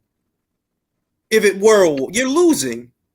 What the fuck? Like, who the fuck is Sice over Keith Thurman, bro? He was just on pay-per-view. What were the numbers? Was like 70,000 kids. We don't know. 70,000, right? Were they Something released? like that. I swear I heard a rumor from like Rick Glacier or something. Yeah. He was like, it did below 70K or some shit. And I was like, could wow. believe that. That was surprising. I could believe that because just being a boxing fan and a consumer, I'm like, bro, who in their right mind is gonna buy this? Who? Who wants to see Keith Thurman versus fucking Mario Barrios, bro? Mario Bros. Also, is Keith retired yet? Because I No, saw he that should Mario be. Barrios fight. Fucking Like, should and I don't be. know if anybody notices. He got punched in the stomach once and looked like he was about to get dropped. And then people after that had the nerve to say, you know what, Crawford should fight him. I was like, yo, wait, really? Listen, that's what happened after Spence versus Porter, and it burns me up that everybody likes to act like that didn't happen. When they saw Sean, I remember what they were saying in the buildup of the Porter fight. They were saying that he was going to knock Porter out. I was saying, no, he'll beat him, but he won't knock him out. Spence don't hit hard enough to knock out Sean Porter. If anybody's going to stop Sean, and the videos are up, I tell no lies. If anybody's ever going to stop Sean, it's going to be Bud. It won't be Errol. Fast forward, and we see the fight that Errol ended up having, that it was a physical fight. He didn't look good in that fight. It was a fun fight to watch, but he didn't look good in that fight. Oh, now Porter got to fight Crawford. Porter got to fight Crawford. Only so that when Crawford does fight him, you bums didn't buy the fight. You didn't want it. Yep. You were just using Sean as a shield so that he don't have to fight Spence. Another goalpost. That's all it was. Bitch ass shit. Like what kind of fucking grown ass man that claim to be a boxing fan would do, like that? Don't even make like, bro. Do you like Spence for his boxing, or you just like his chess and shit like that? Cause y'all weird. Y'all weird. It's really some weird shit. Cuck behavior, Julius. Cuck behavior. Personally, you like, my man was saying, like, I had no problem with Keith fighting Bud. I mean, personally, I would have loved to have seen that, because that would have been we all would have been witness to one of the most one-sided ass whoopings in boxing history. Nah, because I wanted to see Boots do that to Keith, to be honest. Oh yeah, Boots too, as well. Yeah, either one of them would have fucked up Keith. I still want to see that. Like, I could still go for Boots versus. If they put that on pay-per-view, I would literally buy it, just because I know it's not going to end well for Keith. I buy it 10 times. It's not going well. Julius, I just got my thought back. Going back to I think GGG. Yes, it can. Triple G beats fucking Jamel Charlo. Okay, bro. He beats all those fucking guys. Andrade. Listen, Jamal sucks, bro. Nobody cares about his career. Like, nobody, like, and that's just being, bro. Who fucking cares about what you're doing? Who? Ever since he got the middleweight, it's been a dud. Shout out to Nesta Gibbs. Somebody tagged me to a video that they posted on Twitter. It was Nesta Gibbs and his co-host and True School Sports. True School Sports doesn't like Canelo. He's just like Mr. PBC. He props up Demetrius Andrade, right? And it's like, in the video, True School was giving somebody else props, and Nesta asked him, well, wait a minute, how you going to give them props for that when Canelo Ben did that? He been did that. He's like, he already knew that, he likes to prop up Demetrius, and it's like, yo, you getting mad at Canelo for saying what everybody else is thinking. And you know what? He kind of hit the nail in the head with that one. Like, yeah, yo, there's a lot of people that think he's not that good. The resume just don't say that. It's not there, bro. And you older than Canelo. You 34. Why am I supposed to look at Canelo funny over you when you ain't fight nobody? They offered you Sergey. You didn't take it. They offered you Jamel. You didn't take it. Lara, you said Lara's the last resort, but Cocaine is more important than Lara? Come on. Korobov, when he was a champion, right? Not to be fair about Sergey. To be fair about Sergey, and I've said this a couple of times, how much people really care about a Sergey victory? They only cared about it when Jamal beat that guy, to be honest. I'll say this. It's a hindsight thing, bro. It is a hindsight thing, but it's more along the lines of, okay, I know that a portion of what happened to you, a portion of it is not your fault, but there's an equal portion of what happened that is. There is an equal portion. When you made the decision to not fight Jermell years ago because you didn't like the money, that's what's haunting you right now, though. It is haunting you. Maybe if you would have took care of that guy, it would have went on to mean. You know what else is crazy? Yeah. I think that's They crazy. got him. What I'm saying is this: to fight Korobov. My bad, bro. What I'm saying is this: you want me to look at a 4 division, 3-time unified, undisputed, 2-time lineal, 4-division champion funny because of Andre. Why? Why? How does that make sense? And they're doing with, I hate to say this because I like Demetrius as a boxer, but it's like, this is illogical, fam. You got a dude that's proven and a dude that's not proven. Believe it or not, you have no signature. Champions. You have no signature fight. Andre, to me, is almost like another Keith Thurman case where years ago I thought he was going to be the one, but he just bad management and bad career decisions. The only reason I don't come at Andre with the same negativity as I come at Charlo with is because Andre wants to fight you, and I believe he wants to fight you. More importantly, I believe he'll embarrass you. I believe he'll beat you. That's the difference. That Charlo is actually worse. Yeah, you're worse. But that's not saying that I'm going to look at either Charlo and Andre as these existential fights for Canelo. Bro, Canelo fought Cotto, who's a Hall of Famer. All right? And that was a big fight. That was a 50-50 fight going into the fight. It was almost even money. Canelo was the slight favorite, but it was almost even money. He's fighting guys like Cotto, Golovkin, Jacobs, Plant, Saunders, Smith, Kovalev, Bivol, right? Who are you fighting? Thank you, bro. That's what I've been trying to explain to somebody that Cotto was a bigger fight and a better win. Like that shit did almost 1 million buys. The gate was a success. That was a big fight. The It's gate like, was like bro, 15 would you million. rather have a Cotto or a boot? Like, bro, come on now. And when they try to talk down, I'm like, bro, those guys would be your fighters' biggest win in between Listen, 160 and Caleb 115. Plant, the Caleb Plant, and this is the part that kills me. Caleb Plant, they want to shit on him now, even though some of these goofballs actually picked him to beat Canelo. Leonard picked him to beat Canelo. I know a couple of idiots on Twitter. That picked him to beat Canelo. Now that same Caleb Plant would be the best win on Charlo's resume by far and wide. Best win on his resume. Yeah. Bro, on Demetrius' resume, yeah, that would be the best win on his resume. That would be his biggest. The thing is, bro, they thought like, bro, if they're so easy, why don't they fight him? They're not stupid because they know Why they didn't take Charlo them. move up? Why didn't Andre move up? Because he knows Why that didn't it's not GGG gonna move up? Now you got people. Now you got people like our retarded friend in the comments, right? They want to knock Canelo for fighting Bivol and losing, as if Charlo, as if Andre would even park their fucking car next to Bivol. If you now hold on, let me say this: if you gotta beat the man to be the man, and Bivol beat the man, why ain't Benavidez trying to fight him? Why ain't Charlo trying to fight him? Why ain't Andre trying to fight him? All y'all cats is like 6 foot and better. All of y'all is big for y'all weight. All of y'all. And y'all, I know. Julius, they wouldn't even fight the man that's calling out Bivol. Don't take it easy on them. They're not on that level. They're not Canelo. Don't even have him fight Better Beef because we know don't have him fight Beef. Have him fight Zuro. Tell him to fight Zuro. They wouldn't even take that fight. They'll be like, "Oh hell no!" The shit is so silly that you know how boxing works. The shit is silly because you got to beat the man to beat a man, right? All right. So not but a few weeks ago, we saw Dimitri Bivol beat the man. Why is David Benavidez not trying to fight him? Why is Jermall Charlo not trying to fight him? Y'all the same age as Canelo, and y'all really ain't do shit with y'all careers. Like Charlo, the same age as Canelo. You ain't do shit with your career, fam. All you did was pour peroxide in your hair and attack everybody but David Benavidez. You got mad energy for the cameraman. You got mad energy for the waitress at the bar or whatever. You got energy for everybody but the people you need to be fighting. And we supposed to look at Canelo funny over guys like you? You garbage, fam. You can retire tomorrow. Ain't nobody gonna miss you. Exactly. Julius, and the reason why I don't give too much hate to Andrade is because I see him and Crawford, they were literally like in the same boat.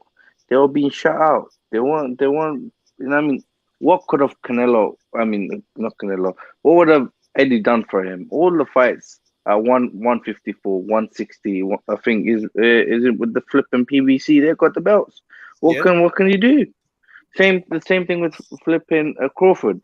Crawford, the same people that saying now there is the biggest fight, they're the same people that are blocking the fights. They're not letting boxing progress, and are these same dickheads are talking about it.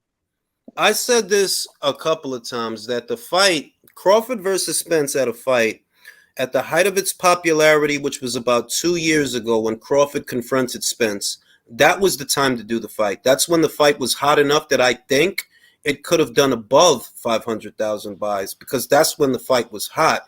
You dumb motherfuckers want to see Spence fight everybody else.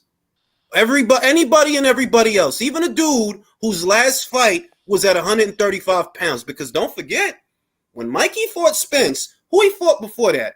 Robert Easter. So you telling me you more excited to see him fight a lightweight than Crawford.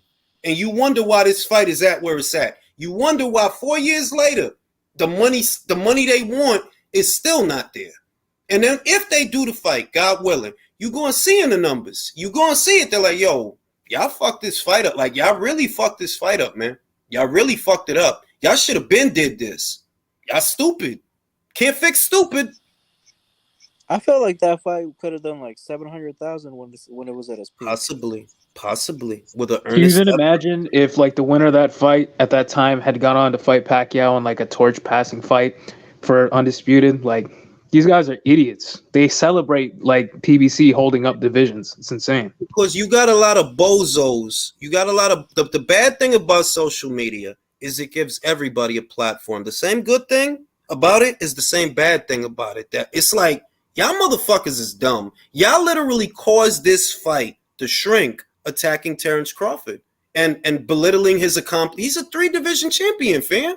He's a 2-time lineal, 2-time Ring Magazine, former undisputed, current reigning champion. And y'all shit on him because Spence beat Mikey. It's because sad, Spence beat man. Porter. But like, are you retarded? Bro, they were shitting on him like mad early. Like, I looked back because I was trying to do like a quick project or something, and I needed to get a clip of like I want to get a clip of Spence for an intro, and it was Spence saying, "Yo, show me someone that Crawford has beat that's better than Chris Algieri." And I watched everybody in that crowd say he hasn't like done anything like that, and I was like, "Yo, this can't be real life. Like, really? We're really about to say Victor Postal is not better than Chris Algieri, right?" Right, because he wouldn't have, because he could break Matisse orbital bone, but he can't beat Chris Algieri though, because Spence said so. Someone said Victor Postal is one of the worst names on Crawford's resume. What's crazy is that Crawford got accused of running from Postal until they actually fought, and then he beat his ass. Now this is what I'm saying. The people that propagated this shit, right? They stupid, fam. And you really, like, you can't fix stupid, fam. Stupid gonna keep doing stupid shit even after it blow up in their face. Case in point, Wilder picked the Cherry and Fury. We all know that's what the fuck that was. You got the living shit beat out of you in that second fight. And what do? Being stupid, you choose to fight him again. Because you're stupid. You turned down more money for less money so you could get your ass beat. In the same state. If you feel that he cheated, why would you take the third fight back to Nevada? Are you stupid?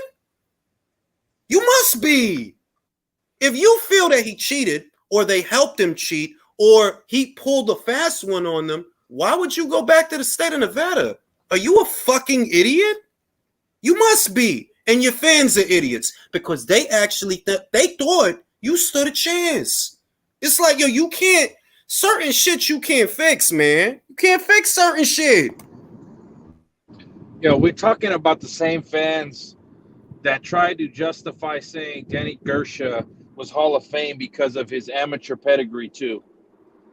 Right? This is who you're dealing with. Like, this is not like Crawford didn't beat him in the Emmys, right? Because Crawford didn't beat him in the Emmys.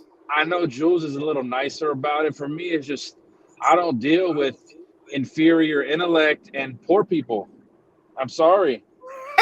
It's like some of these dudes in the space. He's like, well, "What's up?" I'm like, "Bro, catch me in Saudi Arabia, bro. I'll be there for Usyk, AJ." Oh shit! Say that one more time, please. Say that one more time, B. I'm like, catch me in Saudi Arabia. I'll be there for AJ Usyk. You know, Amex Platinum, earning my points. I might even go have a hot fucking tea with Daniel Kinahan, like a boss. Oh shit, let me read this super chat. In 81, Leonard Hearns and Sanchez Gomez happened. Sugar was the cash cow, thus the bigger fight. Canelo is now cash cow, so his fights will always be bigger. But that's the point. You could think that one fight is the better fight. You know, like a lot of people try to make this personal preference when, you know, personal preference is not the discussion. The discussion is which fight is bigger? Well, last I checked, the fight that generates more money and the fight that draws more eyes and more ears and more people, that's the bigger fight. It's always been that way. It's never been different. So if in that realm, Canelo versus Golovkin 3 is much bigger than Crawford versus Spence, and it's all these cocksucking motherfuckers' fault. Y'all the ones that was attacking Crawford, man. Y'all the ones that tried to act like he ain't shit. For 4 years, y'all did that. And you wondering why this fight, after 4 years, is still not done yet. You can't fix that kind of stupid, bro. You was born stupid. Ain't no fixing that. That's all I can say. Ain't no how you gonna fix that? Y'all the ones that attacked him. I said he was the shit. I said he's the man. I don't give a fuck what y'all talking about. I propped him up. Praised him for his accomplishments. Y'all tore him down. It is what it is. Now it's not the bigger fight. It could have been, but because of you bozos, it's not. And can nothing be done about it. Nothing can be done about it. Yo, Julius, have you seen the tickets for these fights, man? I looked them up today, and I saw some for $24,000, bro. $13,000, $15,000. And they telling you, and no, but they telling you it's not the bigger fight. Like at the top, 400, 500, and that's at the top. Bro, it's regular old seats. That's like a rack or two. I'm like, but you got people. In the same breath, Ishe said that the reason that Crawford and Spence moved off September is because the Canelo fight was announced. In the same breath, they'll tell you, but Crawford versus Spence is the bigger fight. Bigger in what way? In what way? Because bigger is a description. What's bigger about it? What, that it's undisputed? So is Canelo versus Golovkin 3. Is the audience bigger? Is the money bigger? Nah, right? The amount of time you had to wait for the fight was bigger. And I hate to go there. I hate. Yeah, man. The delusion is at an all-time high, though. Here's the delusion is at an all-time high because on one hand, that side of the fence said we got to stay on code. When it came to Crawford, they were saying every name in the book and devalued him. Listen, look, can I say something? They preferred for him to fight a Chicano fighter for a payday than to stay on code. Am I lying? That's what's crazy about that. Am I lying? Well, we're gonna if we gonna talk about codes, right? Staying on code. Why would you support the other guy getting the Spence payday instead of Bud? How is that staying on code? What code? Which is why all that code shit, that's a joke, fam. I look at every one of these goofy motherfuckers as Al Sharpton. You a CI, B. You might as well be a CI to me. Because all y'all motherfuckers know how to do is roll over each other. You a CI to me. I don't give a shit. I wouldn't commit no crimes with none of you weak-minded motherfuckers. And that's why I have no desire when they be saying, "Oh, meet up at the fight." I'm like, bro, I don't see you at the fights.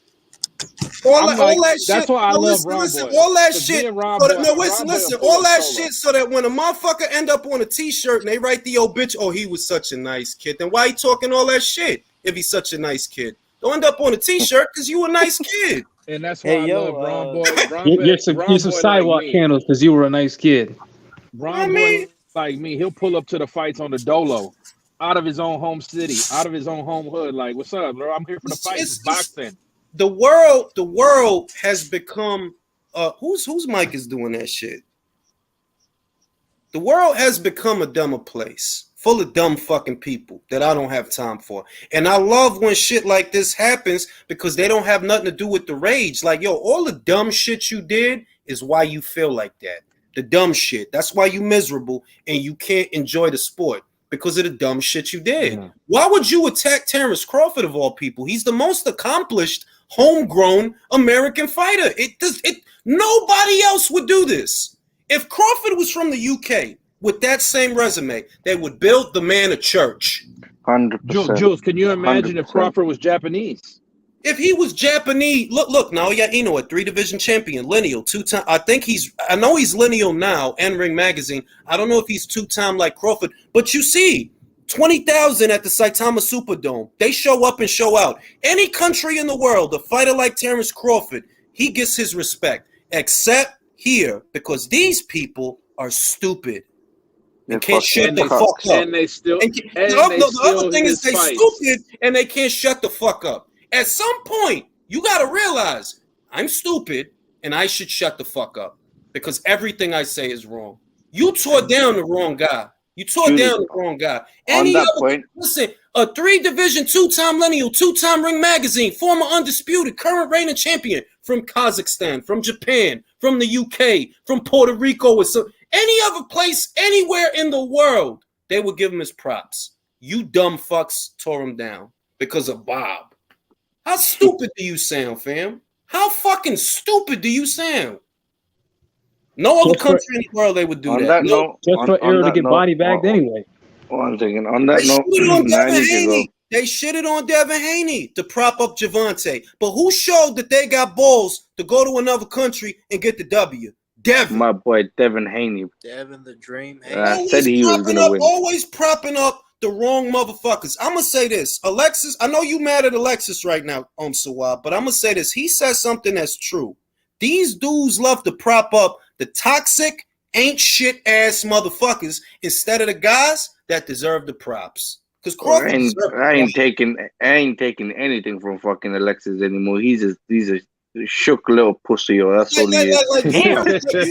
I'm just saying that when he said that, he hit the nail on the head that you propping up Davis because he reflected ain't shit isms about you, when really you should have been propping up Devin this whole time. But because Devin went with Eddie, you gonna act like this some gang, like you like a lot of One second. I would rate Alexis if he kept the same fucking energy with Bob Arum, what he's doing right now into boxing. But he doesn't have. He's a fucking hypocrite. Hey, like I said, if y'all want to have a whenever debate, he comes I'll on, moderate. It is, No. What he I think he muted me or either blocked me because I don't see him anymore. Because he knows he's in the fucking wrong. The same way Bruce Wayne blocked me and I think no more reply. Same way Alexis does. I'm only a 26-year-old. Hardly know anything about boxing. You're scared of me? Look, all I'm gonna say whenever is he comes on that note, that debate, I'll moderate. But back to whenever he comes on, you better mention why you running from Sawab. Back to the point, all right? You had a fighter, a young fighter in Devin Haney in peak game, right? Leonard, in so many words, is telling you that he can't stay on code. Why? You don't want to give Devin the money that he deserves. You don't want to give it to him. And y'all dumb motherfuckers don't want to call him out for it. Devin has been making good money. What? He's supposed to take a pay cut? Why can't you pay him the way Eddie paid him to do that fight? Your fight is supposedly a star, right? Ain't he a star? That's what you always say. So how come he can't afford to get Devin Haney in the ring? Want to have their cake and eat it too for no apparent And you pointed reason. to here's what it is. Jules has pointed to this hypocrisy constantly. When it's PB, their fighters exist in this multiverse area where no one else exists. Bob Arum, if he can't control the fight, he won't make it. They both have in common, what's up, brother? They both have in common that they don't want to grow the sport unless they can control it. Yeah, that seems to be the situation. Mr. D-Lo asked, do they have that energy with Shakur? He top ranked. Nah. They do. They do, bro. I'm gonna say this. I haven't seen them attack Shakur as much as I saw Devin attack when he went to Matchroom. Because when he went to Matchroom, he immediately got attacked for the shit. All types of just negative shit when he went to Matchroom. Then all of a sudden they decided to start liking him again, right? I didn't really see that energy given to Shakur, but I did see Terrence get that negative energy. I did see that they was attacking him just because he's with Top Rank. What kind of goofy shit are you on, fam? Jules, here's the funny shit. They're gonna attack Shakur if he resigns, but Devin Haney leaves the slave master Eddie, and they're happy because he signed with the other slave master in Arum. Make that make sense? Doesn't make sense. You know what's crazy though is I see them kind of making an exception for Devin to like take a hit at Matchroom because they'll say, Devin actually didn't take a pay cut, so to choose legacy over the money and fight Kambosos. But I'm pretty sure he's not going to be making the same money at Top Rank that he was at Matchroom, and they know that. They know that because Devin signed to Matchroom at a time where they were willing to overspend. He actually made the smart decision. Mikey made the same smart decision. He was willing to cross over at a time when the zone was willing to overpay for fights because they wanted to disrupt the market. So in that way, they were smart. Financially, they were smart. But he's not going to get that at Top Rank because Bob don't want to pay not a cent over the value of the fight. So he ain't going to get the same money. That's obvious. The point is, do you want to see fights or not? Are you a boxing fan or not? Because it really is that simple that we could have seen Crawford versus Spence already. We should have. We've seen Canelo versus Golovkin twice. We've seen Wilder versus Fury 3 times. We haven't seen Crawford versus Spence. We should see Bivol versus Beterbiev next. And we We won't. should see that. And we we won't. won't. And we won't. On that note, I need to go because I need to sleep. I need to wake up early, make some fucking money. One second. Whenever Alexis comes, Julius, you need to say, why are you running from Sabah? Just mention that. That's it. All right. Now, like I said, how is it possible that in a span of 5 years, we've seen Canelo versus Golovkin twice already, and we're going to see it a third time? But we haven't seen Crawford versus Spence. Who was against that fight? Because it wasn't me. I didn't want to see Spence versus Garcia or Porter or not. The fight I wanted was the Crawford fight. All of a sudden, you pole smoking weirdos decided, oh, now you want the fight. Well, now the fight is small potatoes. It'll be lucky. You'll be lucky if that fight sells 500,000 bars. You'll be lucky. And that's unfortunate because I wanted those. I wanted them to make money. I did. I wanted the fight to be bigger. But if it's not, it ain't my fault. I wanted the fight. You want to know something funny, Jules? Even the New York Yankees just tweeted out, we look forward to that big fight. How are you supposed to reach the casual audience when you're literally tearing down the other half of the fight? When your broadcast partner disavows any knowledge of the fighter. You can't even call it build-up. Fox would not feature Crawford in their graphics. So it's not even build-up.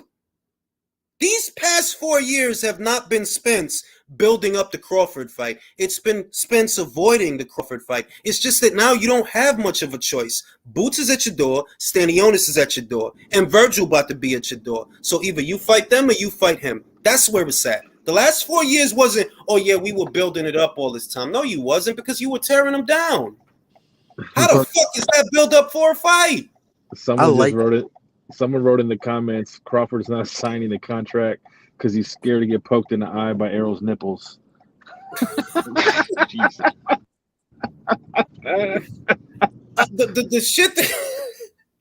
The shit that I've seen in this era of boxing, I've honestly never seen it before. It didn't take a millennium to make Trinidad versus De La Hoya, and that's a bigger fight than this fight is going to be.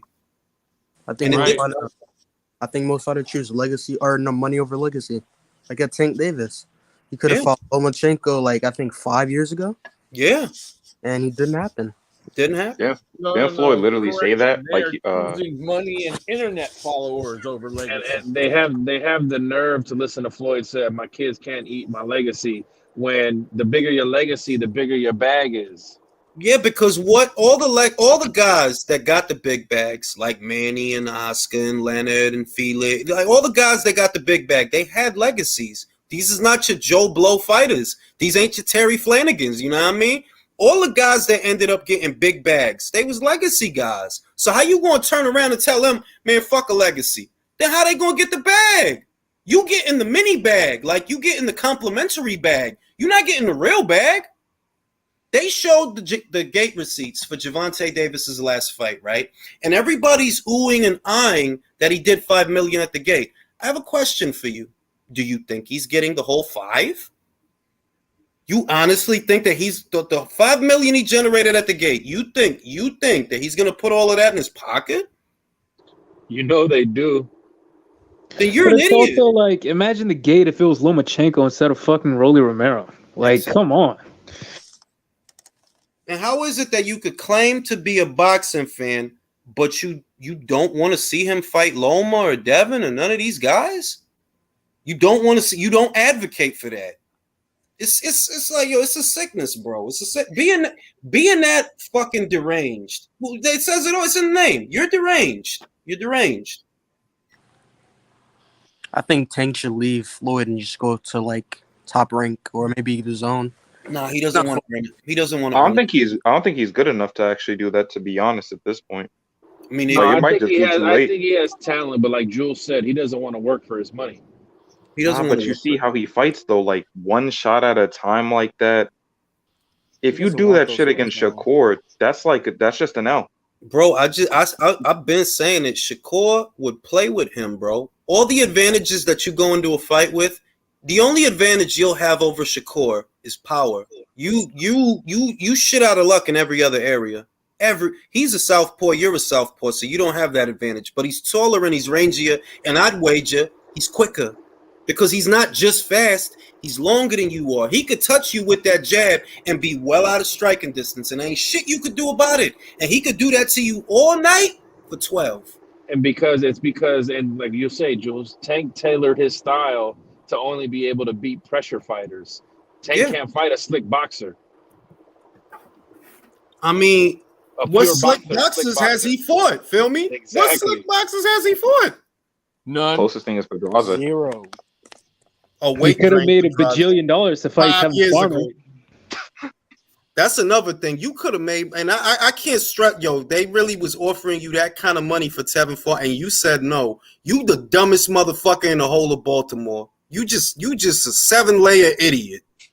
That's a hard thing to accomplish. I'm saying it's hard to be that stupid. That takes practice. They really said the money wasn't real. I don't know what the fuck that means to this day. It was real enough for Mikey. It was real enough for Danny Jacobs. It was real enough for Jose Ramirez. Mikey got $7 million to fight Jesse Vargas. Talk about it though, Jules. Yo, like Danny they were literally Jacobs got tossing that- money away, like Danny to get that Jacobs Apple. got that the zone bag though. Danny Bro. Jacobs really got paid. Yo, man, all these PBC fighters fucked up the bag, bro. Look at wild. If you think about it, yeah, because they offered Charlo money, Adam Kopnowski money, Luis Ortiz money, Javante Davis.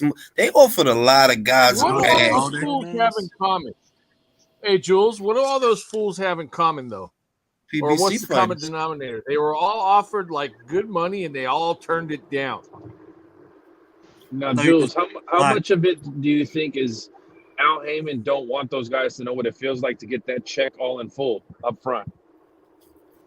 I firmly believe that he took portions of their purses and invested it in something and lost the money. That's what I think happened. That's the only way to make it make sense. Between what you got from Waddle and Reed and the money that the fighters were making that we suspect they didn't get their whole purses, you must have made a bad investment or something. I don't know if it was crypto or Bitcoin, but you fucked up some paper, because that's the feeling I get. I'm like, bro, how the fuck could these guys, how could you lose that much money?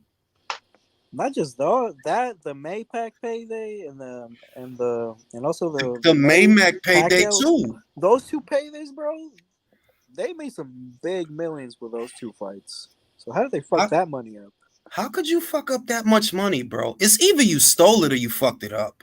The only way you could lose that much money that fast is either you stole it and tucked it away in a different account somewhere in the Caymans, I don't know, or you fucked it off in a bad investment and lost most of it. Because look at their budget now, B. Like, bro, y'all barely putting on shows now. Remember, Jews, they hired Marv Albert and Frank Mitchell to do all the announcing early in the beginning. They spent all this money. And Was that before or after Marv Albert bit that girl? Because I remember he bit a girl. Oh, that was in the 90s. That was way after. Yeah. I was like, I remember that name Marv Albert. I will never knock a man doing some kinky shit like that. Yeah, but you can't be fucking leaving teeth marks in a bitch neither. You can't be doing that shit. Yeah, that's a good way to get identified. Now, Jules, can you relate to Marv biting some ass though? No, I ain't going front. I'll bite some ass cheeks. I don't give a shit. I'll bite some ass cheeks. But it's just crazy to me. Like, yo, they talk about, it's almost like they're projecting their own inadequacies on Eddie Hearn, because all you talk about is how he fucking off money, but y'all been doing that. Y'all been fucked off a lot of money, and can't nobody even ask y'all about it. Somebody need to ask Leonard, because they can't ask Al, yo, what the hell did Al do with $500 million? What did he do? Because that's a lot of money, fam. That's like the annual budget for 5 years. Did you fuck all that off? With Danny Garcia fights and Keith Thurman fights? That's a lot of bread, fam. And then all their most ardent supporters are streamers. So it's like, I don't know how long this business model is going to last. Bro, That's wild, man.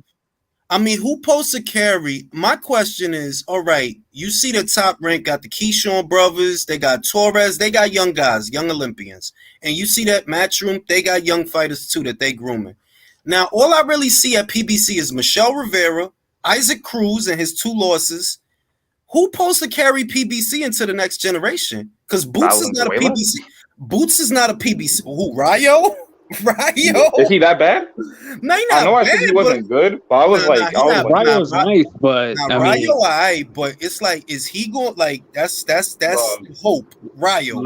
Let Polo tell it. Rayo is future pound for pound number 1. Nah, I heard someone say that the only person that was better than Rayo in the lightweight division was Lomachenko. I almost had a seizure, bro. That was the funniest shit I ever heard.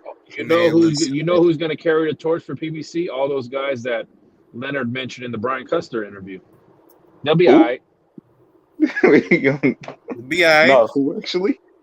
I heard about Frank Martin, but that's it. They be all right. They tough, B. You know what I mean? They tough. They tough. They'll be all right. But I'm really thinking about it. Like, all jokes aside, all fuckery aside, we see the next generation of Matchroom fighters. Bam is one of them, who we've been talking about. And we see what the next generation of PBC fighters is. We more or less see the next generation of Golden Boy fighters. It's not a lot of them, but it is Virgil and Ryan, right? So who's the next generation of PBC? Michelle Rivera and Rayo. They got is also involved with women's boxing heavily. So. Oh yeah, that too. Hold up. On a serious note, like I've seen Jalalov on PBC a couple of times. Say it again. I've seen Jalalov, like the heavyweight guy that won the gold medal. He's good, but he's pro bellum. Oh, he's just pro bellum? I saw him on PBC a couple of times. Was that just like them handing him over for like a day? For like a field trip or something? I don't know. I'm gonna say this. One, I'm not sure if it was a PBC show. I think it was a Showtime fight because I know he was on Showtime recently. But I don't know. Maybe it was a PBC show, but I know he's pro bellum. He is pro bellum. He's with Richard Schaefer. It was Showbox, I think. Yeah, it was. I thought Showbox was PBC. No, it's not. That's Showtime. Just like Boots Boots often gets confused for a PBC fighter, but he's not a PBC fighter. PBC fighters is ducking him. He got his promoter has a exclusive deal with Showtime to where he can't fight on another platform, and because of that, everybody assumes that he's with the PBC, but he's not one of Heyman's fighters. If he was, surely he would have fed him Keith Thurman by now. If he was a PBC fighter, that would make sense. Like, yo, look, this is the future. Boots is the future. You got to feed somebody to him, bro. Whether it's Danny or Keith, you got to feed somebody to him because he the future. Shit is crazy. I'm surprised. Like, if you fight on Showtime so consistently, why not make a deal with them to like get some of the guys from Showbox, maybe like the best ones, to become PBC fighters? Those are pretty much exclusively young guys, except for maybe a couple. What I'm surprised about is that Boots' promoter hasn't decided to jump into bed with the PBC because, well, you're at welterweight, bro. And we've been seeing what happened to Crawford, so it's kind of like, well, what, do you want to end up like that? Why hasn't Boots' promoter taken him to the PBC if he's going to be campaigning anywhere between 147 and 154? PBC got all the belts. I mean, if you look at the welterweight still for PBC, I mean, as you said, they're getting old, and the people coming up now, it's not like they're from Showtime or anything. It's pretty much guys that are from like Matchroom or just Matchroom. Now that I think about it. Like, I can't even think about a top rank welterweight right now. What would make perfect sense if you Boots promoter, and he's going to be campaigning at least for the next 4 to 5 years between 147 and 154. The ideal thing to do is sell him to Al because you can't do nothing for him without Al. Al has most of the belts between 147 and 154, and he hasn't done it yet. So I don't even know what's going to happen with him. Like, for all the talk that there is about him, right? Who is he gonna fight though? Is Thurman go? Thurman is probably the only dude that he could fight because Danny did he's from Philly and I'm from Philly and I don't want to fight him. Bunch of bullshit. Fucking Mitch Green and Mike Tyson is both from New York. They still fought. What type of shit is going on here, B? They both from Brooklyn and they fought. Nah, he from Philly. I don't want to fight. Like, huh? None of it makes sense, bro. None of it makes sense. Most I could say is the future, as talented as he is, the future doesn't look. The future don't look bright for him, and it's not his fault. It's not his fault. I don't think Showtime's going to be in boxing much longer. No, I think they will. I think. Well, no, I'm talking about because they don't have a crop coming up unless they can get other. They don't have a crop of fighters, Jules. They'll get other people's fighters. Like you'll notice that Marcos Maidana's fighter, Fernando Martinez, the new IBF champ, right? If anything, if things start thinning out for the PBC, they'll just work with smaller promotional outfits like Marcos Maidana, Samson Luco, independently because those guys still have contracts for fighters. So they'll still work with them, but it's not going to be the powerhouse that they wanted it to be or even what it was. Like PBC now and PBC in 2016 is kind of night and day. It seemed like the world was their oyster 2016, 2017, but little by little, the staples started thinning out. You got fighters that's not active. You got other fighters fighting once a year. Fuck it, I'll be surprised if Jermall Charlo fight this year. Do y'all think he gonna fight this year? Maybe against Carlos Adames, or what's his name, Carlos Adames? I don't even That's know. the only one I could think about. I think you might have a rematch with the waitress who kept his debit card. Or those two girls that stole his purse? Listen, the WBC, I believe the reason the WBC have not ordered that fight is because they want Carlos to stay in position to catch Jermall's belt when he move up. Because it's like, bro, he in position, bro. Like the WBC just need to order that fight. If they haven't yet, I think it's because they don't want them to. Like, no, don't order it yet. We want you to order that fight as Jermall is leaving so that Carlos can catch the belt so that Jermell can fight Carlos. But little do they know, Jules. Yeah, you're right, man. Suleiman would rather put that belt on Munguia. Yeah, easily. So he's gonna try to find a way to get Munguia that belt. Who's fucking that up? No, who's fucking that up? Oscar.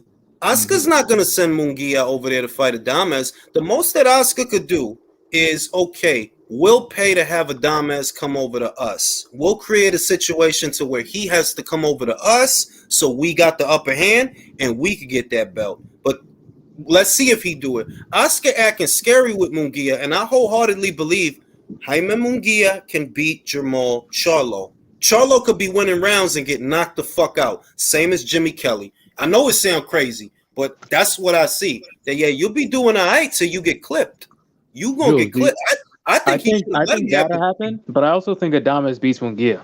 Nah, he don't. He'll No, gas no, he doesn't. Bro, Patrick I disagree. Patrick Teixeira beat him, fam.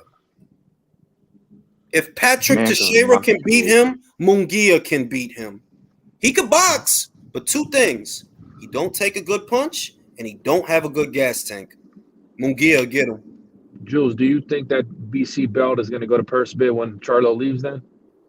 It depends who's willing to put up more because, like I said, the situation I see is they want Carlos to hold that position so that when Jermall goes to 68, Carlos still has the belt, at which point Jermell can move up and fight him for it. That's what they're doing with that. Now, granted that I agree with you, Mauricio wants to put the green belt in Munguia's hands. Oscar might fuck that up. You have had this kid at middleweight for what, 2.5 years now? And look at who he's been fighting.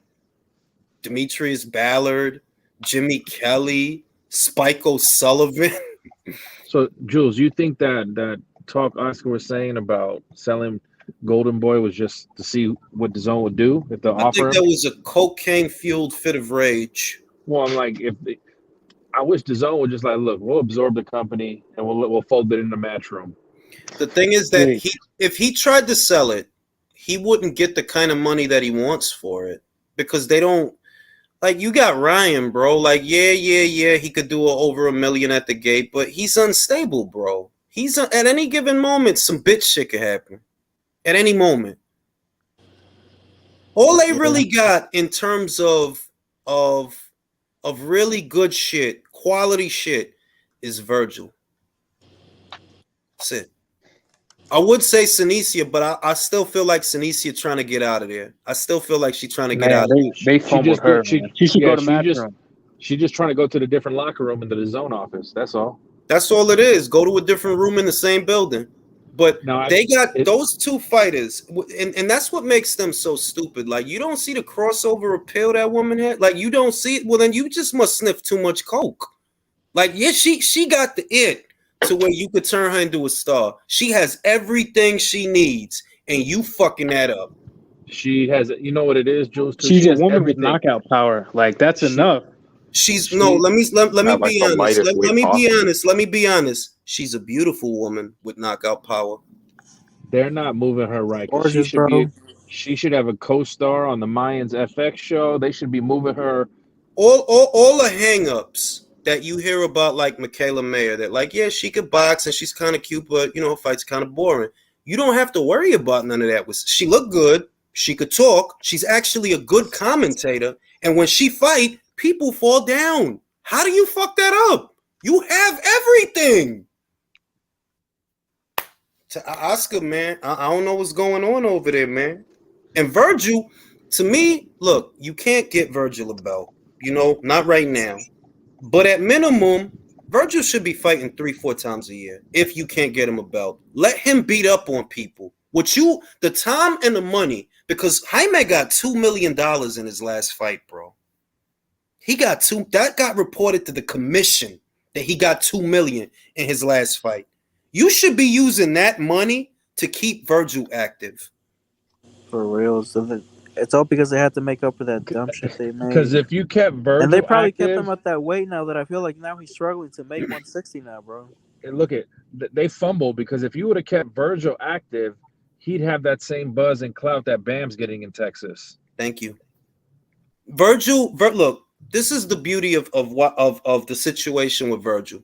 You could put Virgil in there with Stanionis, with Abanesian, with Radzav Butaev. I guarantee you he'll beat the brakes off all of them. In fan-friendly fights that generate money. Because fight by fight, that's what's going to happen. It's not going to be about a belt anymore. And after a while, they're going to start looking for him.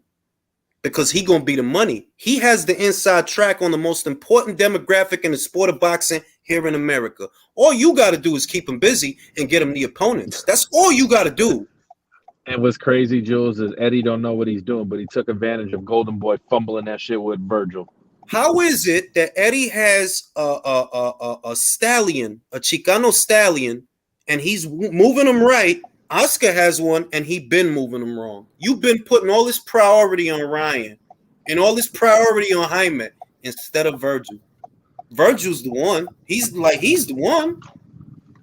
But now, to switch another topic real quick, is it true the rumor that you're getting Eddie Hearn interview through some of your associations with certain Matchroom fighters? Is that true? Nah, but I could ask. If I wanted to. I know who I could ask for. And Eddie will sit down.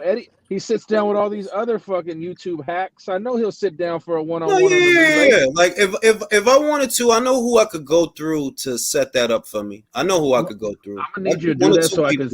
I'm gonna need you to do that so I could super chat Eddie my resume. Because I can be in.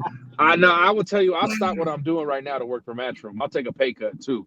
Nah, real shit though. It's wild because I'm like, yo, there's so many like they putting emphasis on Zerto, they're putting emphasis on Jaime, and for what it's worth, what they're doing with Jaime is working. It's just not working fast enough because it is working. If you look at a Jaime Munguia fight, people show up, bro. They do come to see him fight. It's taking too long. You should be doing that with Virgil. Because you know you can't get him a belt. 147, 154. What belt is he going to fight for, bro?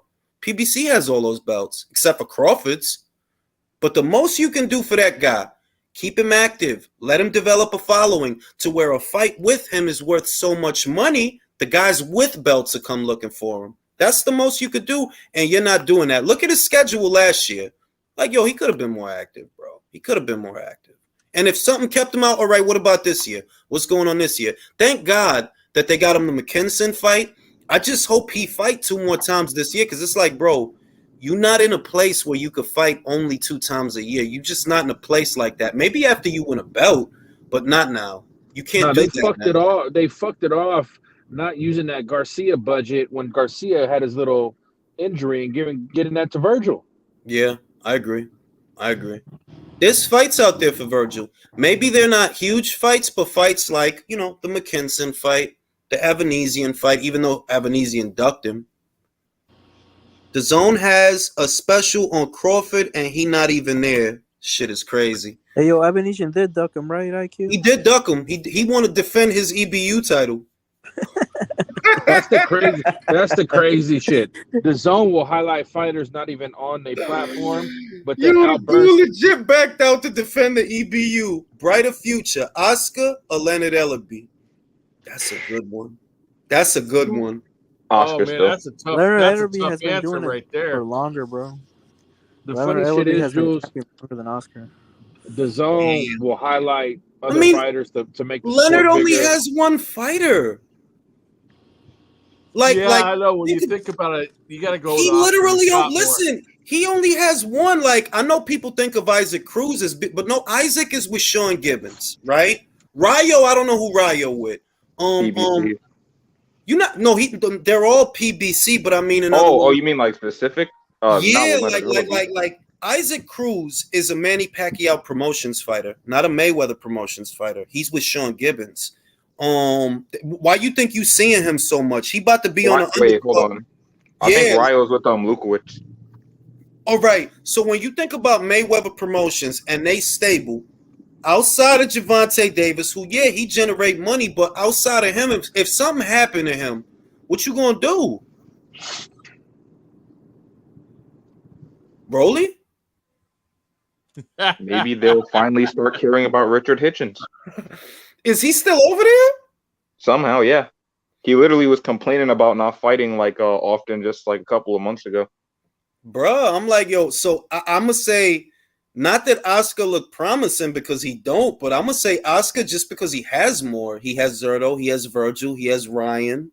He has Doesn't he have a couple of guys at flyweight too? He has Alexis Rocha también. He got him. And not even that. Oscar has better guys around him with Eric Gomez and Pinche. What's his name, Jules? What's his name? Eric Gomez and Roberto Diaz.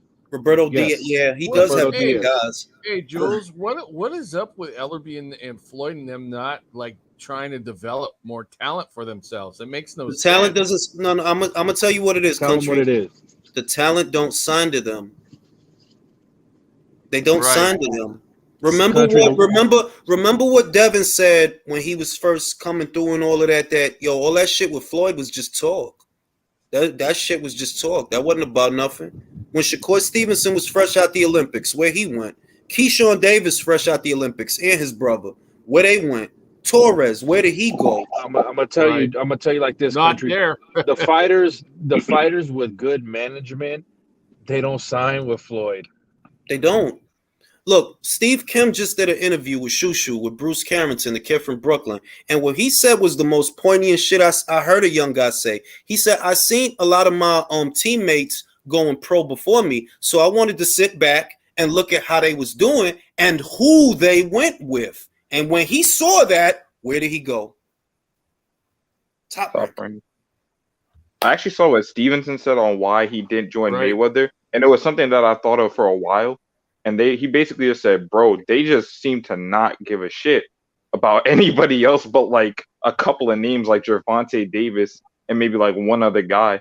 And besides that, it was just like dudes in small print on the bottom of the poster. Yeah. Did you see Shakur was smart. Andre Ward and Jay Prince wasn't gonna let him do that. Yeah, of course. Like, bro, Jay Prince. Not Jay Prince. Jay Prince is an unsung hero in the sense that he's funneled a lot of talent over to Top Rank. Him and two other smaller managers. They funnel a lot of talent to Top Rank. But basically, if you're seeing that the young guys don't sign to Mayweather Promotions, it's kind of obvious why. Y'all don't know how to develop no fighters. Y'all put on a couple of suits and really thought y'all knew what y'all was doing. Y'all don't know what the fuck y'all doing over there. They don't. You know why? Because I could remember what the fuck y'all doing over there. Remember when Mayweather Promotions had to finally do the legwork and the operations of a Floyd pay-per-view with Yeah. that Maidana fight. Yeah. And then after that, Floyd was so pissed. He's like, my family didn't get tickets. The whole shit. He threw Ellerby under the bus. They don't know what they're doing. I'm telling because they are nickel and dimers. I'm trying to tell you, they nickel and dimers. They don't sell weight. You on the block. That is your level. That's your level. That's where you at. I don't give a shit what you sold with Manny, because what doesn't get said often enough is, listen, homie, 2 million people didn't tune in just to see you. If that were the case, the Berto fight would have did that. If it was just about seeing you. Yeah, you won the fight. But why do people act like 2 million people buying the Canelo fight, or 2 million people buying the Manny Pacquiao? That was Floyd. No, that wasn't for Floyd. People don't rock with him like that. Haven't you noticed that? That's why you got so many people still crying. Why you always hating him? Because people don't like him. So how could you think, if you know that people don't like him, why would you think that all those pay-per-views got sold just because of him? Julius, I have Mayweather some bad news for Promotions is you. like this, y'all. Mayweather Promotions, they think they're Sosa, but really they're Casper Gomez and the Diaz brothers. And Tony buried those cockroaches. What I'm gonna say is Floyd had a great boxing career. We can't deny that. 5-division champion, unified, lineal, fought a lot of Hall of Famers, won a lot of belts, made a lot of money. But Floyd, the promoter, is a joke. He's a joke. Are you a joke? It really is, man. You won. Your fighter is one loss away from your promotional outfit turning into main events, to where you're just a booking agent and you're just booking. You're just a booking agent. Like, yeah, that's where you at. That's where you, like, even Lou DiBella, and I don't want that to come out wrong, but Lou DiBella Entertainment is a better, more well-to-do outfit than Mayweather Promotions, because DiBella Entertainment has made it through, and they don't have it all riding on one person the way you do. If Gervonta Davis stubs his toe or steps on a Lego, Mayweather Promotions goes under. Who else do you have?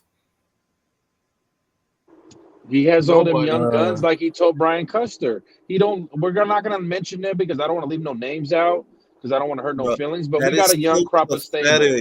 That is so pathetic that you can't even name. Like, if you ask Eddie Hearn a random question, he gonna talk to you about 10, 20 fucking fighters and 10, 20 fucking shows. Nah, Eddie Hearn's gonna tell you which country. You know what? That's these because guys are Eddie from. Hearn is actually serious about, developing boxing. Well, I'm and the fighters. I'm gonna say it's because Eddie Hearn is a real promoter.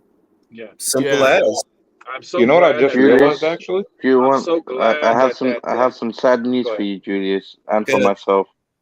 Unfortunately, I have been blocked on Twitter by Mr. Cuck Alexis. So that means whenever he will no longer come on your channel, because he will find me here. And I apologize for that, for breaking your friendship with him. Oh man, look, I don't know what y'all got going on, man. Don't put me in, because I didn't say shit, bro. I didn't do nothing. You didn't do I didn't anything. do nothing. But you will never see him on this channel again, unfortunately, because he will find me here, and I'll be waiting. All Julia said was get on live, let him moderate so he can make some money, and y'all debate. Yeah. I'll hit him up because I can make money off the shit. I'm gonna hit him up on Twitter again. I'm gonna DM him. Because I'll make money. Listen, I'll be happy to moderate. I'll keep it civil. You gonna have to keep it civil, Sawab, and argue your points and let me make my money and y'all chill. I'll get him. I'll get him for you. I'll try to make it so where. Are there any fights this weekend? This weekend coming up? No, I not don't that I think know so. of. Mark McSayo. Oh, that's this Okay, weekend? so there are no fights this weekend. No fights. This fucking guy. Right? So no fights Julius, this weekend. I'm So sorry, that's gonna he's be. not coming on. I'm gonna try to set it up. I'm gonna try to set it up to where I get him on here either Friday night or Saturday night. I'm gonna make a poster. I'm gonna use pictures, so I need a picture of you. So I'll DM me a good picture that looks like just a good picture. Like, all right, I'm literally gonna make a poster, and I'm gonna get Alexis. I'm gonna turn it. I'm gonna promote the hell out of the show. I'm gonna have you guys do the radio tour. You gonna go to Power 105. He gonna go to Hot 97. You're not gonna see him. Drew gonna go to Z100 for the casuals and the mainstream people. He'll go to Z100 and talk to them about the fight. But we gonna promote this shit. Like, I'm dead ass. I'm gonna do a poster. I need a picture of you tonight. Send me a picture in a DM on Twitter. You ain't gonna see him, Julius. You ain't going to see him. Bro, let me do He's my gone. job. Let me promote. Let me promote. I'll promote the hell out of this thing, bro. All right? Big money, big purses. Winner gets $20. I'll throw out of every 100, I give you 20. Out of every 100 I make off the video, I'll give you 20. All right? And a free sticker that says Tuck. So I'll throw in a case of mango Ciroc for you too. So mango, there we go. We got the mango. I don't drink, man. I don't drink. Out of every 100. Listen. I'll get him, and I'll ensure him that this is going to be a civil debate. This is not going to be a shouting match. This is not going to be or devolve into just plain old name calling. You're going to argue your points in a civil manner in front of the eyes of 50,000 screaming llamas at the O2 Arena. All right? I need to train. So I need to know what topics Go we're call fighting Shane on. Wiggins. He's training a lot of people. You're in the UK, right? Yeah, I am. Any word on when them tickets are going on sale for AJ Usyk since you're in the UK? Not that I know of. Nothing yet. So they haven't even selected a place yet. So they haven't even announced that yet.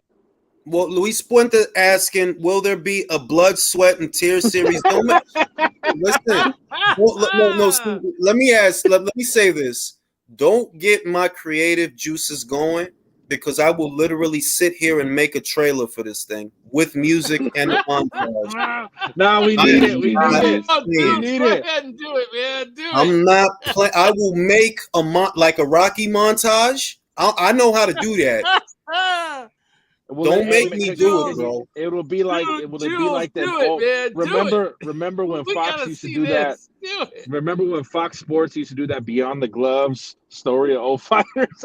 Bro, this is gonna be beyond the chat, bro. Beyond the chat. At minimum, I'm gonna make a poster, so I need them pictures, and I'll get them in the ring. I can get them in the ring, Suave, but you got to win the fight. I can't do that for you. I'll win the fight. I just need to know what topics we're arguing on. Well, the points of contention. Better BF. Listen, you're the one that wants to get him in the ring, so the points of contention have to come from you. Now, I can give you some ideas. No, but the thing is, no, Drew, 1 second. Because obviously you can't be jumping when you debate someone. You need to have topics. Okay. You need to have based on what. So, like, what is it going to be? Bevo Beterbiev fight? Is it Top Rank and Matchroom? I got all these things in my head where I can smoke him in. When he comes with something random and historical. Which my boxing history is a little weak. I'm quite bad with names. Let me set the ground rules. The main point of contention is the Bivol Beterbiev fight and how Bob is blocking it. We can talk about that. You can debate that. That's the point of contention. The second point of contention is, how do you criticize the PBC for blocking fights, but you don't criticize Top Rank for blocking fights? Another point, why does it have to be on Top Rank and not any other place? Why? Why does it matter to you? I don't give a shit if it's on Matchroom or if it's on DAZN. Those are the 3 points of contention. This is not a 12-rounder. This ain't for the title. This is a 10-rounder, all right? You got 10 rounds to get the job done. Can you do it? I'll smoke him out the water, bro. Hey, so what went down with you two that, caused this whole thing? Nothing, man. Just when he made that comment, I just asked why. Like, why are you so excited for this? You know what I mean? Bevo, because he's such a big top rank lover. I thought, all right, he's gonna, because the way he goes at the PBC, the way he's been going at them for blocking Crawford fight. But then again, look, another point of contention, Sawab. I saw Alexis tweet that. I saw his tweet. Hold on. Let me talk. I saw him tweet that Golovkin versus Canelo 3 won't be a big fight. That's 4 points of contention right there. That's 4. All right. So you have enough there for a solid intellectual debate. That's 4 separate points of contention that you can argue against, and he I'll can knock him out. Here's I'll knock another him one. I got out. another one. I By got a another one knockout, for you, TKO. Sawab. He will leave. I got another one for. All right, You went while out. Drew comes back from the multiverse, let me read the super chat. Face Off will be at the beach But under the before that, stars. before that, before he signed with Top Rank, he had been on Mike Tyson's hot boxing podcast. We didn't hear the first part of what you were saying, Drew. We didn't You hear hear the me now? first part. I can hear you now. Out. Sawab. He says that Devin Haney, nobody knew about Haney and got no promotion when before Eddie Hearn got him on Mike Tyson's boxing podcast. And he was on all these other things. So, and he made according to what I know, Devin Haney made more money on the zone than on this fucking undisputed fight. He did. That's out of Devin's own mouth. Yeah. You know what I mean? He made 3.5 million almost every fight, and So he got listen, what 2.8. I can make the fight, but I can't fight the fight, Sawab. You don't need to fight the fight, bro. I got it, bro. I've been listening to you. I got my tutor, the great Julius. You know what I mean? I know how to put I might fumble here and there. You know what I mean? So the way he has to be, because you know how Alexis is. Once you try making a point here, you're making that stupid shit. all I know is I'm old and it's late over here. That's literally what I was about to say. I'm gonna make the fight. Sawab, I'm gonna make the fight. It'll be this Saturday. All right. It's gonna be for the WBC. It's gonna be for the WBC silver. I'm gonna call Mauricio when I get off this live. It's gonna be for the WBC silver. It's gonna be for the Undisputed Cuck Championship. Undisputed of the world. Dara Ryan said she heard Sawab is Ali's grandson. I'm gonna get in contact with Alexis, and I want a clean fight, Sawab. I want a clean I'm gonna fight. punch him in the dick. I want a clean fight. I know the rules. I went over the rules with y'all in the locker room. I want a clean fucking fight. All right, now I'm gonna go to sleep. And I'm gonna contact you tomorrow with updates on the fight. Okay? Peace. All right, gentlemen. Always a pleasure. Peace All right, out. guys. Have a good night. Hey, Jules, have a good night. Thanks for having me on, brother. No problem.